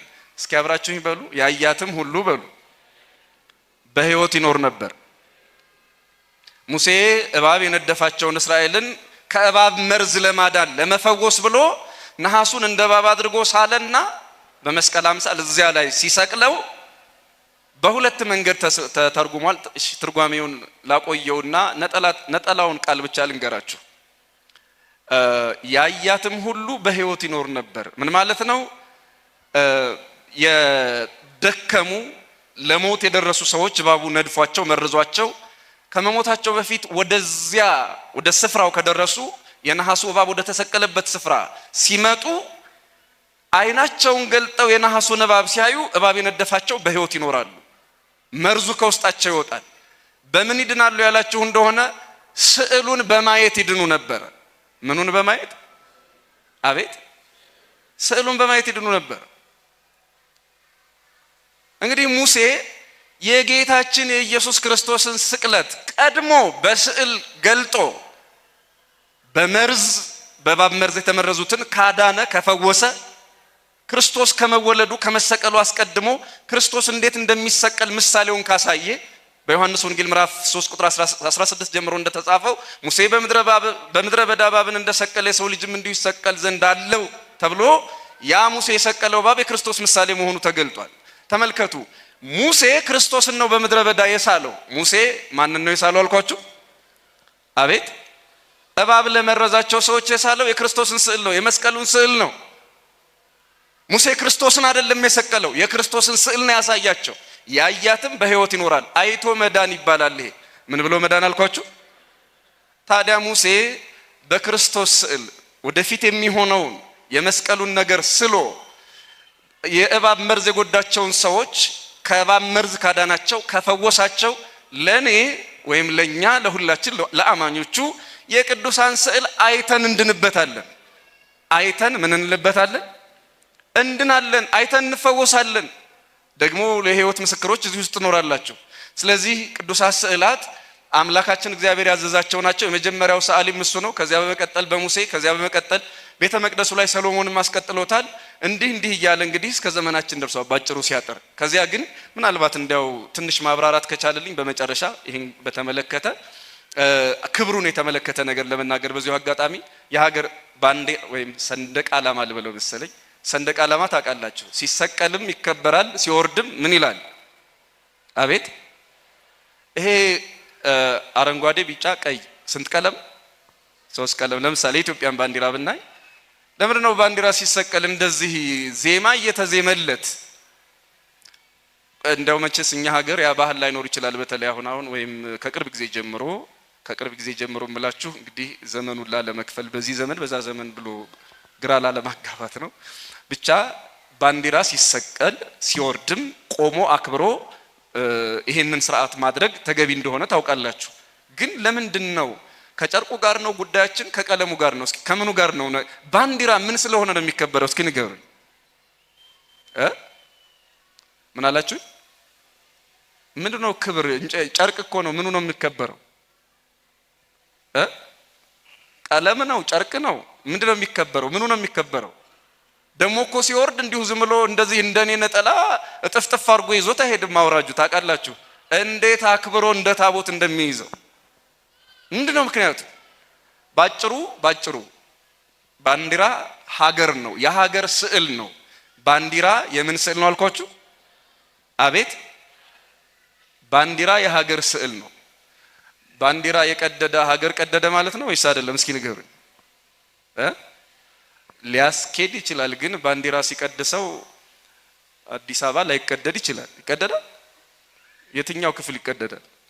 ሰው ባንዲራ ቢያቃጥል ኢትዮጵያ ትቃጠላለች? ይሄ ማለት እንግዲህ ከሰሞኑ ወይም የሆነ ጊዜ ላይ ስዕላት ሲቀደዱ ምናምን ካያችሁ እንደዛ አድርጋችሁ ሰዱ። በነገራችን ላይ ኢየሱስ የሚል ስም ጽፌ ሸረሪት ይሄድበታል አይሄድበትም? ዝም እግዚአብሔር የሚል ስም ጽፌ ግድግዳ ላይ ቢሰቅለው ሸረሪት ያልፍበታል አያልፍበትም? አንዱ ገርሞት የእናቴ ቤት አለ ሸረሪትና በረሮ ሲመላለስበት አየሁት ስዕሉን። ወይ ጉድ! ራሱን ከበረሮ የማያድን ስዕል አለ። ምናልባት እንግዲህ አሁን ኢየሱስ የሚለው ስም በእኛም በእነሱም የከበረ ስም ነው። ኢየሱስ የሚል በትልቁ ጽፌ በረሮ ቢሄድበት ኢየሱስ ራሱን አያድንም ማለት ነው? አላህ የሚል በትልቁ ጽፌ ቤቴ ላይ ብለጥፈው አላህ የሚለውን ክቡር ስም በእስልምናው እና በረሮ አይጥ ቢሄድበት አላህ ራሱን ማዳን አይችልም ማለት ነው? ክርስቲያኖች እንዲህ አይነት ስዕል ላይና ቃላት ላይ ተአምርን የሚፈልግ ሰው በጌታችን በኢየሱስ ክርስቶስ ትምህርት አመንዝራ ተብሏል። ምን ተብሏል አልኳችሁ? ምልክትን ይሻል የሚለው በየነገሩ ሁሉ የሆነ ተአምር እንዲደረግለት ስዕሉ እንደው የቅዱስ ገብርኤል ስዕል ከሆነ አይጥ ሲሄድ እንደው አንቺ አይጥ በእኔ እንዴት መጣሽ በእኔ በኩል እንዴት አለሽ ብሎ እንደው በሰይፉ እንዲከትፋት ይፈልጋል መሰለኝ። ይሄን ነው ክርስቶስ አምላካችን አመፀኛ ትውልድ አመንዝራ ትውልድ ምልክትን ይፈልጋል ያለው ማቴዎስ ምዕራፍ 12 ላይ። ስለዚህ እንደው በእያንዳንዱ ነገር የአይጥና የበረሮ ታሪክ ከስዕላት ላይ መውጣት አለበት። ባንዲራ የቀደደ አዎ ሀገርን አቃሏል። ነገር ግን ሀገር ሊቃጠል አይችልም። በተመሳሳይ መልኩ ስዕል ተቀደደ ማለት ድንግል ማርያም ልትቀደድ አትችልም። ቅዱስ ገብርኤል ሊቀደድ አይችልም። ሲጀመር ስዕላት ማለት እነ መምህር ዳንኤል በሙያው ላይ ትንሽ እንትን እንዳለውም ስለማቅ እንደውም ወደሱ መልሶ ቢሄድ ደስ ይለኛል። ሪያሊስቲክም አይደሉም ባሳሳል አይደለ? እንደ ራሷ እመቤቴ ናት ብላችሁ መቼም አታረጉትም። እንደዛ አታረጉም መቼም። አንዳንድ ሰዎች አላችሁ እንግዲህ እዚህ አሁን ትልልቅ ሊቃውንት ስላሉ እኔን ባታምኑ እንኳን እነሱን እመኑ። አሁን ጽዋ ስትጠጡ ልክ እንደ ቁርባን እንደዚህ አፋችሁን የምታሽጉ ሰዎች አላችሁ ጽዋ ላይ። ከዛ ይፍቱኝ ሁሉ ብላችሁ ማለት ነው። ጽዋው ላይ ግን ምንድነው ያለው? በማርያም ንገሩኝ፣ ጽዋው ላይ ምንድነው ያለው? ምነው ጽዋው እዚህ የለም የሚጠጣ?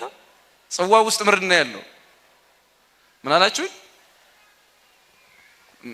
ከፋችሁ እንዴ? ጽዋው ውስጥ ምንድነው ያለ? ንገሩኛ።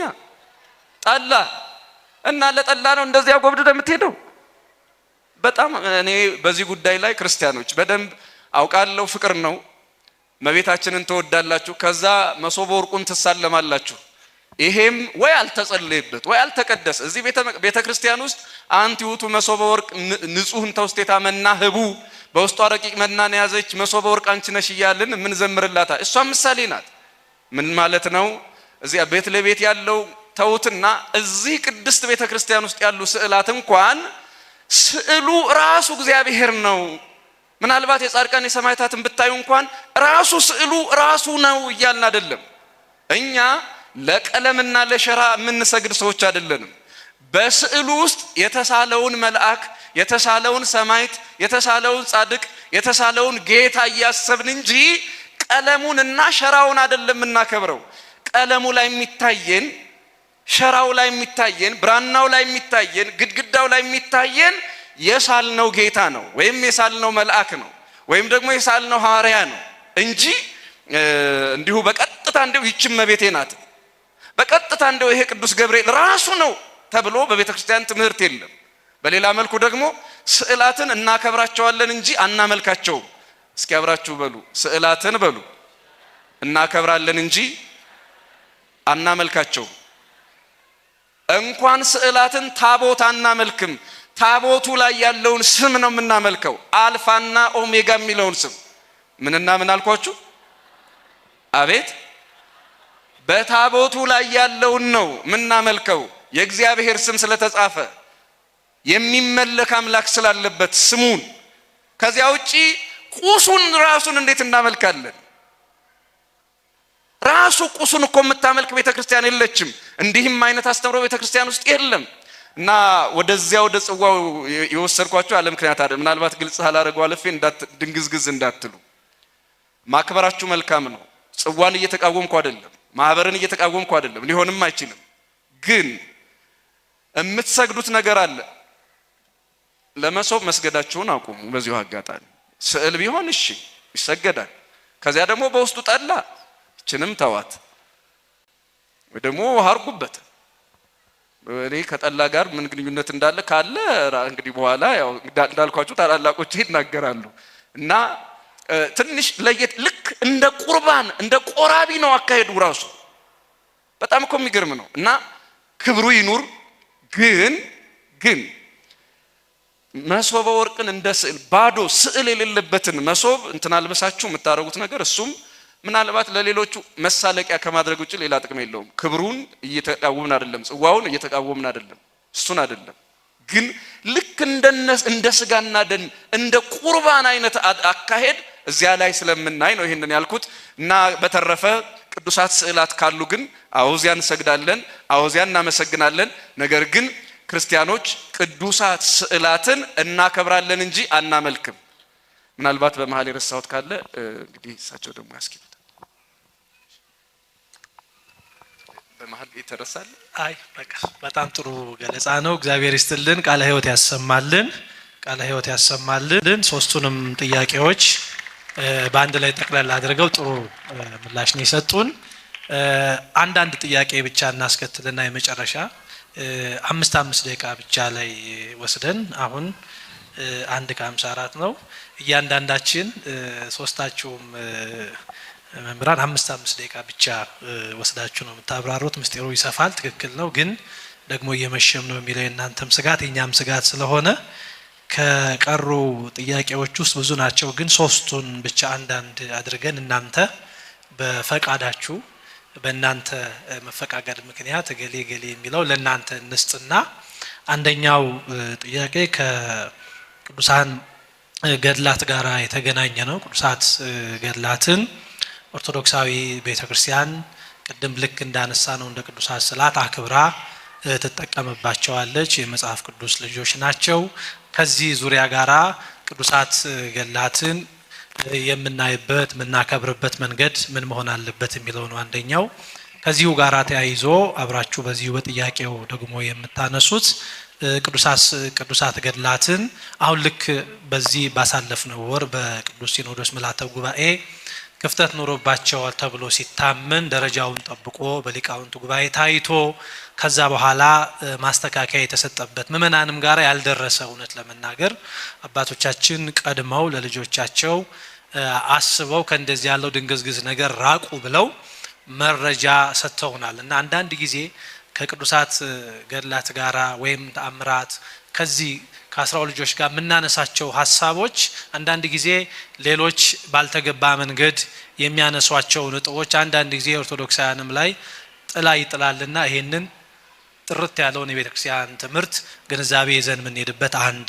ሁለተኛ ደግሞ እጃቸው ላይ ያሉ ስልኮች ዛሬ በዘመናችን መጽደቂያችንም መኮነኛችንም ደግሞ የሆኑ መጥተዋል። በተለይ ሶሻል ሚዲያ ሁሉ ነገር ሶሻል ሚዲያ ላይ የሆነ ከመጣ መቼም ቀላል ጊዜ አይደለም ያለውና በዚህ ዙሪያ ኦርቶዶክሳውያን ስልኮቻቸውን ሶሻል ሚዲያ ላይ ሃይማኖታቸውን ጠብቀው ስርዓተ ቤተክርስቲያንን ጠብቀው ኦርቶዶክሳዊ ትምህርትን ይዘው እንዴት በእጃቸው ላይ ያለውን ስልክ ወደ ድነት ወደ በጎ ነገር መሄጃ አድርገው ይጠቀሙበታል የሚለው ሁለተኛው ጥያቄያችን ነው። ሶስተኛው እዚህ የተሰባሰበ ብዙ ምእመን ስላለ ከአስራት ጋራ የተገናኘ ነው። አንዱ የተነሳው ጥያቄ አስራት በመጽሐፍ ቅዱስ ትምህርት እንዴት ይታያል ነው። ሁለተኛም ደግሞ አስራታችንን ለምሳሌ እዚህ ያለው የቡልቡላ ሕዝብ እዚሁ አጥቢያ ያለ ይሆንና አይ ደግሞ እዚህ ያለው ሕዝብ ብዙ ነውና ደግሞ ወደ ገጠሪቱም ደግሞ ወደ ማህበራትም ደግሞ ወደ ሌሎች ማህበራዊ ነገሮች ላይ አስራቴን ብትጠቀም ምን ችግር አለው ደግሞ የሚል ጥያቄ ይነሳልና ከዚህ አንፃር ኦርቶዶክሳዊ አስተምሮ ምንድነው የሚለውን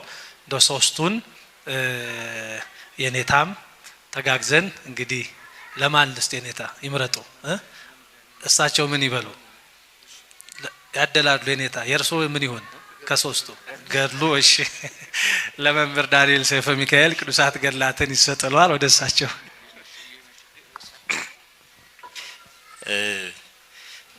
ስለ ገድል ብዙ ሰምታችኋል ሰሞኑን አይደል? በጣም ብዙ ትምህርት በተለያየ መንገድ ሰምታችኋል። እንደው አሁን ረጅም ደግሞ እንደገና ያንን ሁሉ ለመድገም ሳይሆን የተወሰኑ ነገሮች ብቻ ዋና ዋና ነገሮች አነሳለሁ። አንደኛው ገድል ማለት ያው በዚህ በእኛ አሁን በቤተ ክርስቲያንም አንዳንድ መግለጫዎች ስንሰጥ ሰምታችኋል። ቤተ ክርስቲያን እና ምእመናን ከገድል የተለየ ህይወት ሊኖራቸው አይችልም። ገድል የሚባለው ስነ ጽሁፍ የስነ ጽሁፍ የቤተ ክርስቲያናችን የቅዱሳት መጻሕፍት አካል የሚጀምረው ከመጽሐፍ ቅዱስ ነው። ዋናው ትልቁ የገድል መጽሐፍ መጽሐፍ ቅዱስ ነው። ትልቁ የገድል መጽሐፍ ገድልን የሚቃወም እግዚአብሔርንም አያውቅም፣ መጽሐፍ ቅዱስም አያውቅም። ገድል የሚባለው ጽሁፉ ራሱ የጀመረው ስለ ገድል ስርዓቱ አሁን የምንጠቀመው የገድል መዋቅሩ የስነ ጽሁፉ መዋቅር ራሱ የተወሰደው ከመጽሐፍ ቅዱስ መጽሐፍ ቅዱሳዊ ነው መሰረቱ። የተወሰኑ ምሳሌዎችን ልንገር። አሁን ወደ ብሉይ ኪዳን ብንሄድ ቅድም ያነሳሁላችሁን የአብርሃም ታሪክ የአብርሃም ስራ ነው። ሙሴ 40 መዓልት 40 ዓመት ሙሉ ከምድያም በረሃ ጀምሮ ያን ሁሉ ተአምር አድርጎ እግዚአብሔር በፈቀደው መንገድ ቀይ ባህር ላይ ፈርዖንን አስጥሞ እስራኤልን ከባርነት አውጥቶ ምድረ ርስት እስኪደርሱ ድረስ የሄደው ጉዞ ትልቅ ገድል ነው። የሙሴ ገድል ነው። እግዚአብሔር የሚከብርበት ነው። እንግዲህ ዋናው መሰረቱ መጽሐፍ ቅዱስ ነው። በሐዲስ ኪዳን ያለውን ብቻ ልምጣና ብዙ እንደው በተለይ ደግሞ ለጠያቂዎች መልስ እንዲሆን በሐዲስ ኪዳን የመጀመሪያው ገድል ጸሐፊ ወንጌላዊ ሉቃስ ነው። የመጀመሪያው ገድል ጸሐፊ የጻፈው ገድል ደግሞ የመጀመሪያዎቹን ክርስቲያኖች ተጋድሎ ነው። የሐዋርያትን ገድል ነው የጻፈው። በዓለም በቤተ ክርስቲያን ታሪክ ውስጥ በክርስትና ትውፊት የገድል መጽሐፍ የሚጀምረው አብረክሲስ ወይም ግብረ ሐዋርያት ከሚባለው ከሐዋርያት መጽሐፍ ነው። ከሱ ነው የሚጀምረው። እዚያ ውስጥ ደግሞ የሐዋርያት መጽሐፍ ውስጥ ደግሞ ሌላ ደግሞ የየራሳቸው ገድል አለ። ለምሳሌ የቀዳሚ ሰማዕት የቅዱስ እስጢፋኖስን ገድል እዚያው የሐዋርያት ሥራ ውስጥ ታገኛላችሁ። ቅዱስ እስጢፋኖስ ያደረገውን በሃይማኖት ከምዕመናን ተመርጦ መጀመሪያ ምዕመን ሆኖ ከዚያ ከምዕመናን ተመርጦ ዲያቆን ሆኖ ከዚያ አድጎ ትልቅ የቤተ ክርስቲያን የክርስቶስ ምስክር ሆኖ በአይሁድ ፊት ያንን በጣም አስደናቂ ምስክርነት መስክሮ በሰማዕትነት ያረፈ ሰማዕት ነው። የሱን ገድል መጽሐፍ ቅዱስ ጽፏል። ሁለተኛው የገድል ጸሐፊ ቅዱስ ጳውሎስ ነው። የቅዱስ ጳውሎስ የገድል አጻጻፍ ነው በጣም በተለየ ሁኔታ ምን ይላሉ የመጽሐፍ ቅዱስ ጥናት ምሁራን? እምነትን ከገድል ጋር ያስተሳሰረ ጽሁፍ ይሉታል። ዕብራውያን ምዕራፍ 11 እምነት እንዴት በስራ በአባቶቻችን እየዘረዘረ ከአብርሃም እስከሱ ዘመን ገድላቸውን ያረፉበትን ሁኔታ በመጋዝ ተተረተሩ፣ በእሳት ተቃጠሉ፣ ለአራዊት ተሰጡ እያለ ገድላቸውን ጽፏል። ገድልን የማያውቅ መጽሐፍ ቅዱስን አያውቅ። ገድል የክርስቲያኖች የቤተ ክርስቲያን ትልቁ ትውፊቷል። በገድል ውስጥ ብዙ ነገር አለ። ሁለተኛ ነገር የምነግራችሁ ገድል የአሸናፊዎች ክርስቲያኖች ሌላ ስማችን በዚህ ዓለም ላይ የክርስቲያኖች ሌላ ስም አሸናፊዎች ነው፣ ድል አድራጊዎች ነው። ገድል የሚጻፈው ለድል አድራጊዎች ነው። ሰይጣንና ክፉዎች ገድል የማይወዱት ተሸናፊዎች ስለሆኑ ነው። ገድል የአሸናፊዎች ታሪክ ነው። ገድል ውስጥ የምታዩት በመንፈሳዊ ሕይወት የተሸነፈ ሰው አይደለም። ይህንን ዓለም ድል ያደረገ ዲያብሎስን የቀጣ ያስበረገገ ያባረረ ያሸነፈ ሰው ታሪክ ነው ገድል ማለት። ገድል በቤተ ክርስቲያን ድል የነሳው አምላክ ተከታዮችና ምስክሮች የሆኑ ታሪካቸው ገድል ያለ። ድል ያልነሱ ሰዎች ገድል አይወዱም። ምክንያቱም ገድል የላቸውም። ድል አልነሱማ። የተሸነፉ ሰዎች ገድል የላቸውም። ተሸንፈዋላ ከየት ያመጡታል? መደምደሚያ እንደሆነኝ በቃላችሁ እንድትይዟት ሁለት ጥቅስ ነግራ የአንዲት ሴት ታሪክ ሁለት ጥቅስ ነግራ ይገር የክርስቶስ ትእዛዝ መሆኑን እንድናውቅ ከወንጌል የማይለይ መሆኑን እንድንረዳ የአንዲት እናት ታሪክ በማቴዎስ ወንጌል ምዕራፍ 26 ቁጥር 13 የማቴዎስ ወንጌል ምዕራፍ 26 ቁጥር 13 እና በማርቆስ ወንጌል ምዕራፍ 14 ቁጥር 9 ላይ ታሪኳ የተጻፈ መድኃኒታችን አምላካችን ንጉሳችን መድኃኔ ዓለም ኢየሱስ ክርስቶስ የተናገረላት ገድሏን ከወንጌል እንዳይለይ ያዘዘላት ሴት ናት።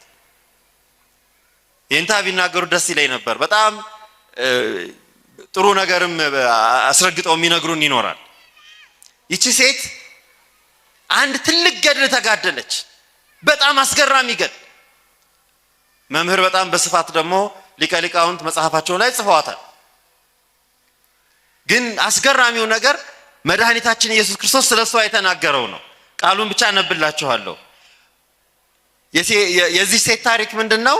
ክርስቶስን ለመስቀል ሊቃነ ካህናት የአይሁድ ሸንጎ በሊቀ ካህናቱ ግቢ ይመክሩ በነበረ ሰዓት ጌታችን ክብር ይግባውና በስምዖን ቤት እያለ ይቺ ሴት በዓለም ላይ አስገራሚውን ሽቱ ውዱን ሽቱ አምጥታ በክርስቶስ እግር ላይ አፍስሳ በእንባዋ እግሩን አጥባ በሰዎች ፊት አስገራሚ ክርስቶስን ከፍ አድርጋ አከበረች፣ እግዚአብሔርን አከበረች። ይሄ ትልቅ ገድል ነው። በቃ ገድል ማለት ይሄ ነው። አንዳንዶች ነቀፏት። እዚያ ውስጥ እንዴ ይሄ ሽቱ እኮ ቢሸጥ ለድሃ ይሆን ነበር ብለው ዛሬ እንደሚነቅፉ ገድልን እንደሚነቅፉ አይነት ሰዎች ነቀፏት። አንዳንዶች ደግሞ ብዙ ነገር አንገላቷት። ጌታችን ምን አለ? ለምን ታንገላቷታላችሁ? እውነት እውነት እላችኋለሁ፣ በዕብራውያን ልምድ እውነት እውነት እላችኋለሁ የሚል ቃል ካለ በባህላቸው ጌታችንን በዚያ ባህል ብዙ ነገር ነግሮናል። የተረጋገጠ የማይፈርስ ነገር ማለት ነው። እውነት እውነት እላችኋለሁ ይህ ወንጌል በዓለም ሁሉ በማናቸውም ስፍራ በዓለም ሁሉ በማናቸውም ስፍራ በሚሰበክበት እርሷ ያደረገችው ማለት ገድሏ ማለት ነው። የእሷ ገድል ለእርሷ መታሰቢያ እንዲሆን ይነገራል። ከወንጌል አይለይም። ቤተ ክርስቲያን ገድልን ከወንጌላት ምን ማለት ስለሆነ ነው ከወንጌል የማትለየው? ገድል ማለት ወንጌል በሰዎች ህይወት ሲተረጎም ማለት ነው። ገድል ማለት የእግዚአብሔር ሕግ፣ የእግዚአብሔር ስርዓቱ፣ የእግዚአብሔር ፈቃድ በሰዎች ህይወት በህይወት የተተረጎመ የእግዚአብሔር ቃል ማለት ነው። ገድል ማለት በሰው ህይወት የተሰራ የማይቻል የሚመስለን የሰናፍጭ ቅንጣት ታህል እምነት ቢኖራችሁ ተራራውን ታነሱታላችሁ ያለውን ሰርቶ ማሳየት ማለት ነው። በሰው ህይወት ማየት ገድልን የእግዚአብሔርን ቃል በሰው ህይወት ውስጥ ማየት ማለት ነው። እግዚአብሔር አምላካችን ገድል እንዲኖረን ያድለን። በገድል ከብረን የእግዚአብሔርን መንግስት መውረስ የሚችል ሰው በገድል የከበረ በዚህ ዓለም ድል ያደረገ ኃጢአትን ድል ያደረገ ሰይጣንን ድል ያደረገ ዓለምን ድል ያደረገ ክፋትን ሁሉ ድል ያደረገ ለእግዚአብሔር መታዘዝን ገንዘብ ያደረገ ሰው ገድል ሰርቶ በገድል የምትገኝ መንግስተ ሰማያትን ያገኛል። ማር ይስሐቅ ያለ ገድል ክብር አይገኝም ይላል። ማር ይስሐቅ ማለት ቅዱስ ይስሐቅ ማለት ነው። ማር ማለት በሶሪያ ቅዱስ ማለት ነው።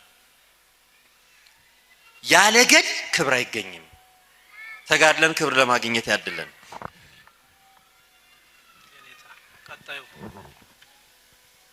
ቴክኖሎጂ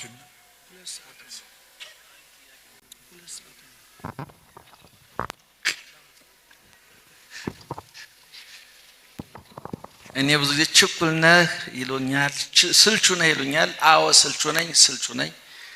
እናንተም ከኮልፌ ነው የመጣሁት፣ በጣም ሩቅ ነው። እናንተ ቅርብ ልትሆኑ ትችላላችሁ፣ ግን ሁላችሁም እንዴት እንደምትናገሩ ጨንቋቸው ነው እንጂ ኧረ መሸ ያላችሁ ነው። እኔ አፉኛችኋለሁ፣ ተናግሬላችኋለሁ። አፈ ጉባኤ ማለት ነው። እና ጠቅለል ያለ ሐሳብ ልናገር። እንግዲህ እኔ ቅድም ስለ ስዕል በተናገሩት ጉዳይ ላይ እኔ ማምለኪያችን ነው ማምለኪያ ትሪ መብያ ነው እንጂ አይበላም። ብርጭቆ መጠጫ ነው እንጂ አይጠጣም። ስዕል ማምለኪያ ነው እንጂ አይመለክም። አምለከንም አናውቅ። ይሄን አድርገነው አናውቅ። ቤተክርስቲያኒቱ ምን ታስተምራለች? እኔ እንዲያው እንዲህ አይነት ጥያቄዎች በተነሱ ቁጥር መረበሽ መታወክ የቆምንበትን ውሃ ልክና አሸዋ የሚያሳይ እንጂ ሰዎች ብዙ ሊናገሩ ይችላሉ። በሆነ ጊዜ እግዚአብሔር የለም ያሉ ሰዎች ነበሩ። ዛሬ እግዚአብሔር አለ፣ እነሱ የሉም። ሰዎች ስዕል ቀደዋል ተብሏል። ይሄ የተቀደደ ህሊና፣ የተቀደደ ማንነት፣ የተቀደደ አይደንቲቲ እንኳን ስዕል ራስን ያስቀድላል፣ ቀጥሎ ራሱን ያጠፋል። አሁን ስዕል የቀደደ በሚቀጥለው ፕሮግራም ራሱ ነው የሚቀደው። በጊዜ ሃይባይ ዘመድ ከሌለውና ወደ ሐኪም ቤትም ወደ ጸበል የሚወስድ ከሌለ። ስለዚህ እኔ እመቤታችንን እንወዳታለን፣ እናከብራታለን። እንኳን የድንግል ማርያም ስዕል የእናታችን ስዕል እንኳን ትቢያ አይበንበትም፣ ይከበራል። እናቶቻችሁን የሞቱባችሁ በተለይ እንደኔ የእናታችሁን ፎቶ በአልበም ይዛችሁ እየተሳለማችሁ ትሄዱ እየሰማችሁ ትሄዱ የለ እና የድንግል ማርያም ስዕል ቢሳም የድንግል ማርያም ስዕል ቢሰገድለት አክብሮታችንን ለመግለጥ በዚህ በኩል አንቺ አለሽ እያል ለማሳየት እንጂ እውነቱን ለመናገር እነዛ እናየለ የገባቸው እኛን ሳይገባን ቀርቶ አይደለም፣ ሳንረዳም ቀርተናል። የእውቀትም የእምነትም እጥረት የለብን፣ ይክበር ይመስገን እግዚአብሔር። በሌላ በኩል ደግሞ ቅድም ገርል የተባለው ቅድም እንዳልኳቸው ዛሬ አውቶባዮግራፊ እየተባለ ብዙ ሰዎች የህይወት ታሪካቸውን ይጽፋሉ። በዛ አልፈን በዛ ወተን በዛ ወርደን ጨምረውም ቀንሰውም ማጥበውም ማስፈተውም ታሪካቸው ይናገራሉ። ቅዱሳን ገድል ጻፉልን አላሉ። ገድል ዮሐንስ በሄሮድስ ሰይፍ አንገቱ ሲታረድ ከ2000 ዓመት በኋላ ሸንኮራ ጸበል እንድታፈልቅልኝ ብሎ እግዚአብሔር ጋር አልተፈራረመ። እሱ የሚገባውን አደረገ፣ እግዚአብሔር የሚገባውን አደረገለት። ገድሉን አልጻፉልኝ አላለም። ጊዮርጊስ ገድሉን ጻፉልኝ አላለም። ቅዱሳን ስራቸውን ይሰራሉ እንጂ የሰሩት ነገር እንዲጻፍላቸው አያደርጉም። ነገር ግን በዚህ በትንቢተ ሚልኪያስ ይችንም ስሙኝ፣ በትንቢተ ሚልኪያስ ምዕራፍ 3 ቁጥር 16 ላይ ተብሎ ተጽፏል። እግዚአብሔር ለሚወዱ ስሙንም ለሚፈሩ በፊቱ የመታሰቢያ መጽሐፍ ተጻፈላቸው ተብሎ የመታሰቢያ መጽሐፍ ይጻፍላቸዋል። ይቺ ሴትዮ ሽቶን ያፈሰሰችው ተንበርክካ ኃጢአቷን የተናገረችው በፀጉሯ እግሩን የጠረገችው በሰይፍ አልታረደች፣ በሳት አልነደደች፣ ቆዳዋ አልተገፈፈ፣ ሰውነቷ አልተገረፈ፣ መከራ አልተቀበለች። ኃጢአቷን በማመኗ ብቻ ክርስቶስ ምንድነው ያለው? ወንጌል በሚሰበክበት ሁሉ በዓለም ዙሪያ ታሪኳ ይነገርላት አለ። አንባዋን አፍሳ ደማቸውን ያፈሰሱት ኃጢአቷን አስተስረያ ለሰዎች መከራ የተቀበሉትን ሰዎች እንወዳቸዋለን፣ እናከብራ፣ የታገሱትን ብፁዓን እንላቸዋለን። እና እኔ በእውነት የገድሉ ጉዳይ በየዩቲዩቡ ብዙ ትምህርት ተሰጥቶ በስዕሉም ላይ ሌሎች መምህራን ከኛም ሰፈር ጋር ያስተማሩ ሰዎች ዩቲዩብ ላይ ያንን ተመልከቱ። በሌላ በኩል ይሄ ቴክኖሎጂ እንዴት እንጠቀምበት የሚለው ላይ በደንብ ስልካችሁን ቤታችሁ ይዩ።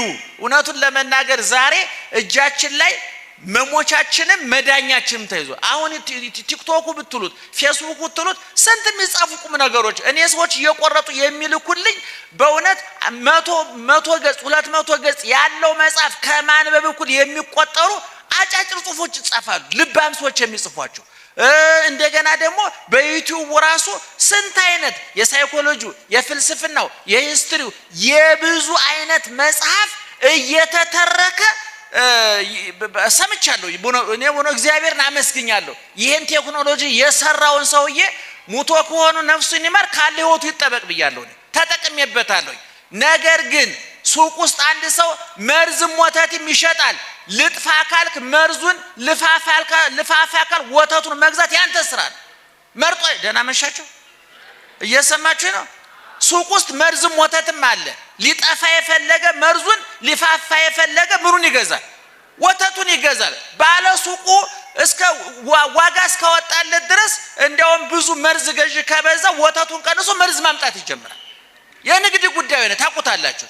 ቲክቶክ ላይ ዩቲዩብ ላይ እኔ በቲክቶክ በዩቲዩብ የምናያቸው እኔ ባለፈው ተናግሬያለሁ። እኔ ቲክቶክ ላይ ዩቲዩብ ላይ አንዳንድ የምናያቸው ሰዎች እኔ አማኑኤል ለሕክምና ሂደው ሆስፒታሉ ለጊዜው ሞልቷል አልጋ እስኪለቀቅላችሁ ድረስ ቲክቶክ ላይ ጠብቁ ብሎ ያሰናበታቸው ይመስሉኛል።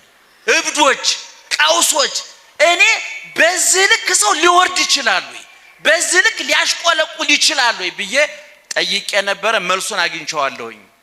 እዛ ላይ ብዙ ተጥደው የሚውሉ በተለይ የሚሳደቡ ሰዎች ስራ የማይወዱ በዛት ሲጦሩ የሚኖሩ የቲክቶክና የዩቲዩብ ጡረተኞች በብሔር የሚሳደቡ በሃይማኖት የሚሳደቡ ትኩረት ለመሳብ እንደውም አንድ ቀን እኔ እንዳጋጣሚ አጠገቤ የሆነ ሰው ቲክቶክ እየሰማ እንደው በማርያም ይዣቸዋለሁ እንደ ማርያምን የምትወዷት ከሆነ ላይክ አድርጉልኝ። ይሄ ማለት ምን ነው? ስለ አይነ ብርሃን ስለ ማርያም በሳንቲም ጣሉልኝ ከማለት የተለየ አይደለም። ከቤተክርስቲያን ውጭ በሆነ አየር ላይ ስለሆነ ስለማይታይ ብቻ። ስለዚህ እኔ የቴክኖሎጂን ጠላት አይደለም። በደንብ ጠቅሞናል ወገኖቼ።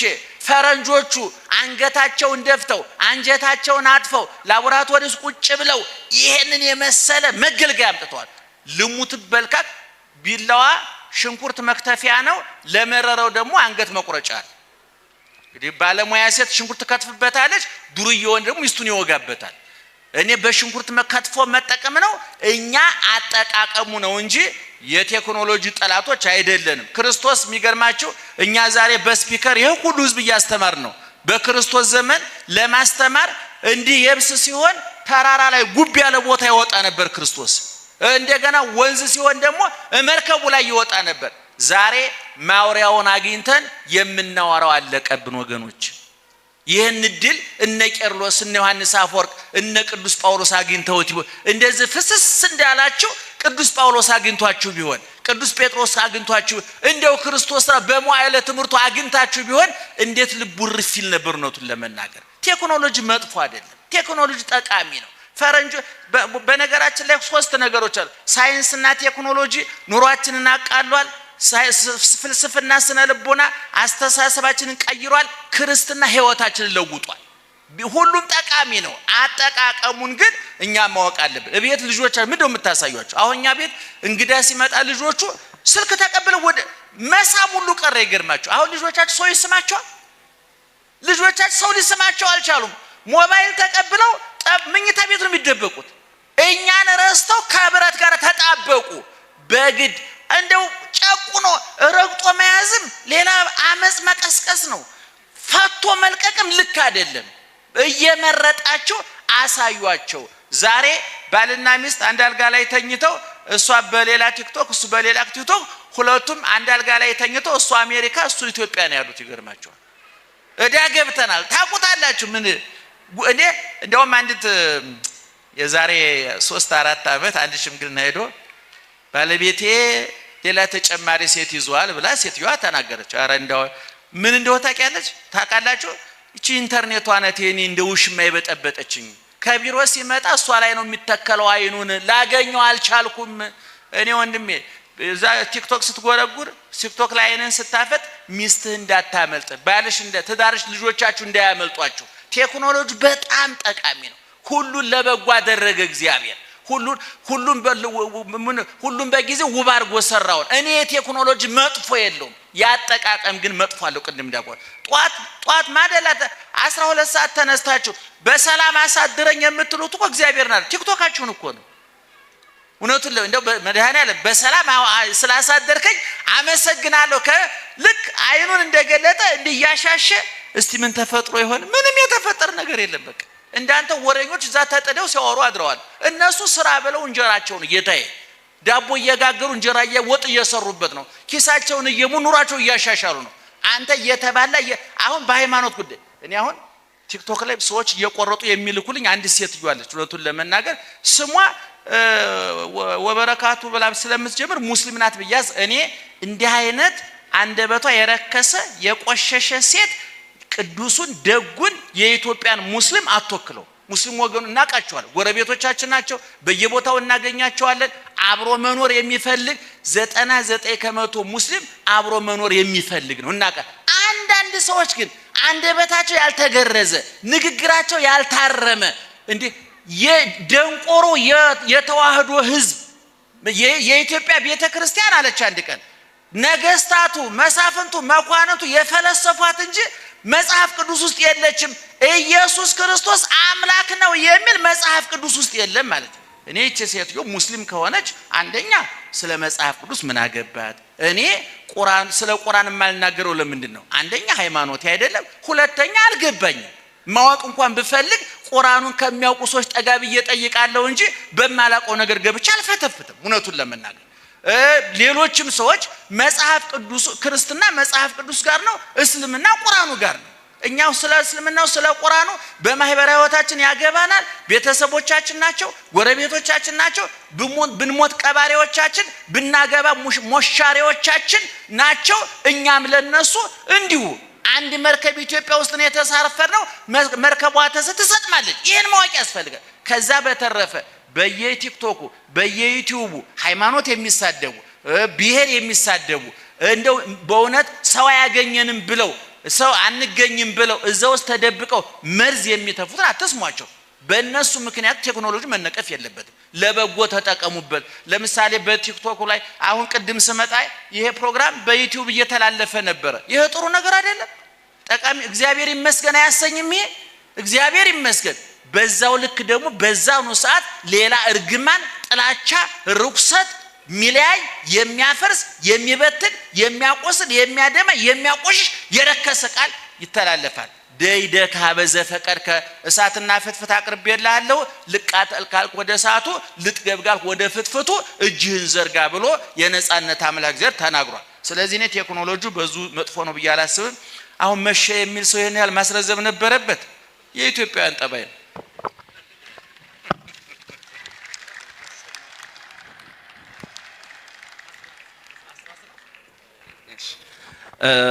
ሶስት ነገሮች እነዚህን ልናገር። እኔ ደግሞ አስራት በቤተ ክርስቲያን በምትገለገሉበት አጥቢያ ቤተ ክርስቲያን ብቻ ነው መሆን ያለበት። ባጭሩ ይሄ የተጻፈ ስርዓታችን ስለሆነ ምንም ሌላ የሚያወዛግብ ነገር የለውም። አንዳንዶቻችሁ እናውቃለን ወይ ለግለሰብ ትሰጣላችሁ፣ እዚያ የተቸገሩ አብያተ ክርስቲያናት አሉ ብላችሁ ቅድም እዚህ እንደተነሳው በቀሲስ እዚህ እኮ ብዙ ህዝብ አለ የሀብታም ቤተ ክርስቲያን ነው ምናምን ብላችሁ ሐሳቡ በጎ ይመስላል፣ ግን ጽድቅ የሚመስል ኃጢአት አለ። በቤተ ክርስቲያናችን ከስራ ስርዓት ይበልጣል። ይሄንን በደንብ ያዙ። ከስራ ምን ይበልጣል አልኳችሁ? ስርዓት ይበልጣል። ኦዛ የተባለ ሰው ነበረ። ታቦቱን ይወደዋል፣ ግን ታቦተ ጽዮን ከምትወድቅ እኔ ልውደቅላት ብሎ እጁን ታቦተ ጽዮን ላይ ጫነ። የእግዚአብሔር መልአክ አልማረው፣ ቆረጠው፣ ገደለው። ስፍራውም እስከዛሬ ድረስ የኦዛ ስብራት ተባለ። በጎ እኮ ነበር ያደረገው፣ ግን ከስራ ምን ይበልጣል ነበር ያልኳችሁ? ስርዓት ይበልጣል። ታቦቱን መንካት ካልቻለ መንካት የለበትም። የሚያደርገው በጎ ስራ እንኳን ቢሆን በተገቢው ሰው ነው መሆን ያለበት እንጂ በማይገባው ሰው የሚገባ ስራ ሊሰራ አይገባም። የሚገባው ሰው ነው የሚገባውን ነገር ማድረግ የነበረበት። ኦዛ እንደዚያ ነው እና ኦዛዎች እንዳንሆን ስርዓትን ማክበር የቤተ ክርስቲያናችን አንዱ ግዴታ ነው፣ የክርስትናችንም አንዱ መገለጫ ነው እና አገልግሎት በምታገኙበት በአጥቢያችሁ በተመዘገባችሁበት ቀርባችሁ በሆነው ቤተ ክርስቲያን በዚያ አስራታችሁን መስጠት ይገባችኋል። ከዚያ ውጪ ምን ችግር አለው? አንድ ቤተ ክርስቲያን አይደል የምትሉ ካላችሁ ለምሳሌ አለርት የመንግስት ሆስፒታል ነው፣ ጥቁር አንበሳም እንደዛ። ጥቁር አንበሳ ታክመህ መቼም አለርት አትከፍልም። አይ ምን ችግር አለው? አንድ የመንግስት አይደል እንዴ አይባልም፣ ነውር ነው። ስለዚህ ባገኘኸው ቦታ አይደለም፣ በተገለገልክበት በዚያው ነው፣ በቆምክበት ቦታ በዚያ ነው አገልግሎትን ማግኘት እንደገናም ደግሞ አስራትን ማውጣት ያለብህ። ታዲያ ምንድነው ለተቸገሩት መስጠት ያለብን ያላችሁ እንደሆነ ባጭሩ ልንገራችሁ፣ መባ ይባላል። ምን አልኳችሁ? ለፈለጋችሁት ቦታ መላክ ትችላላችሁ። ምጽዋታችሁን በፈለጋችሁት ማድረግ ትችላላችሁ። ባጭሩ ይሄ ነው። ስብሐት ለእግዚአብሔር።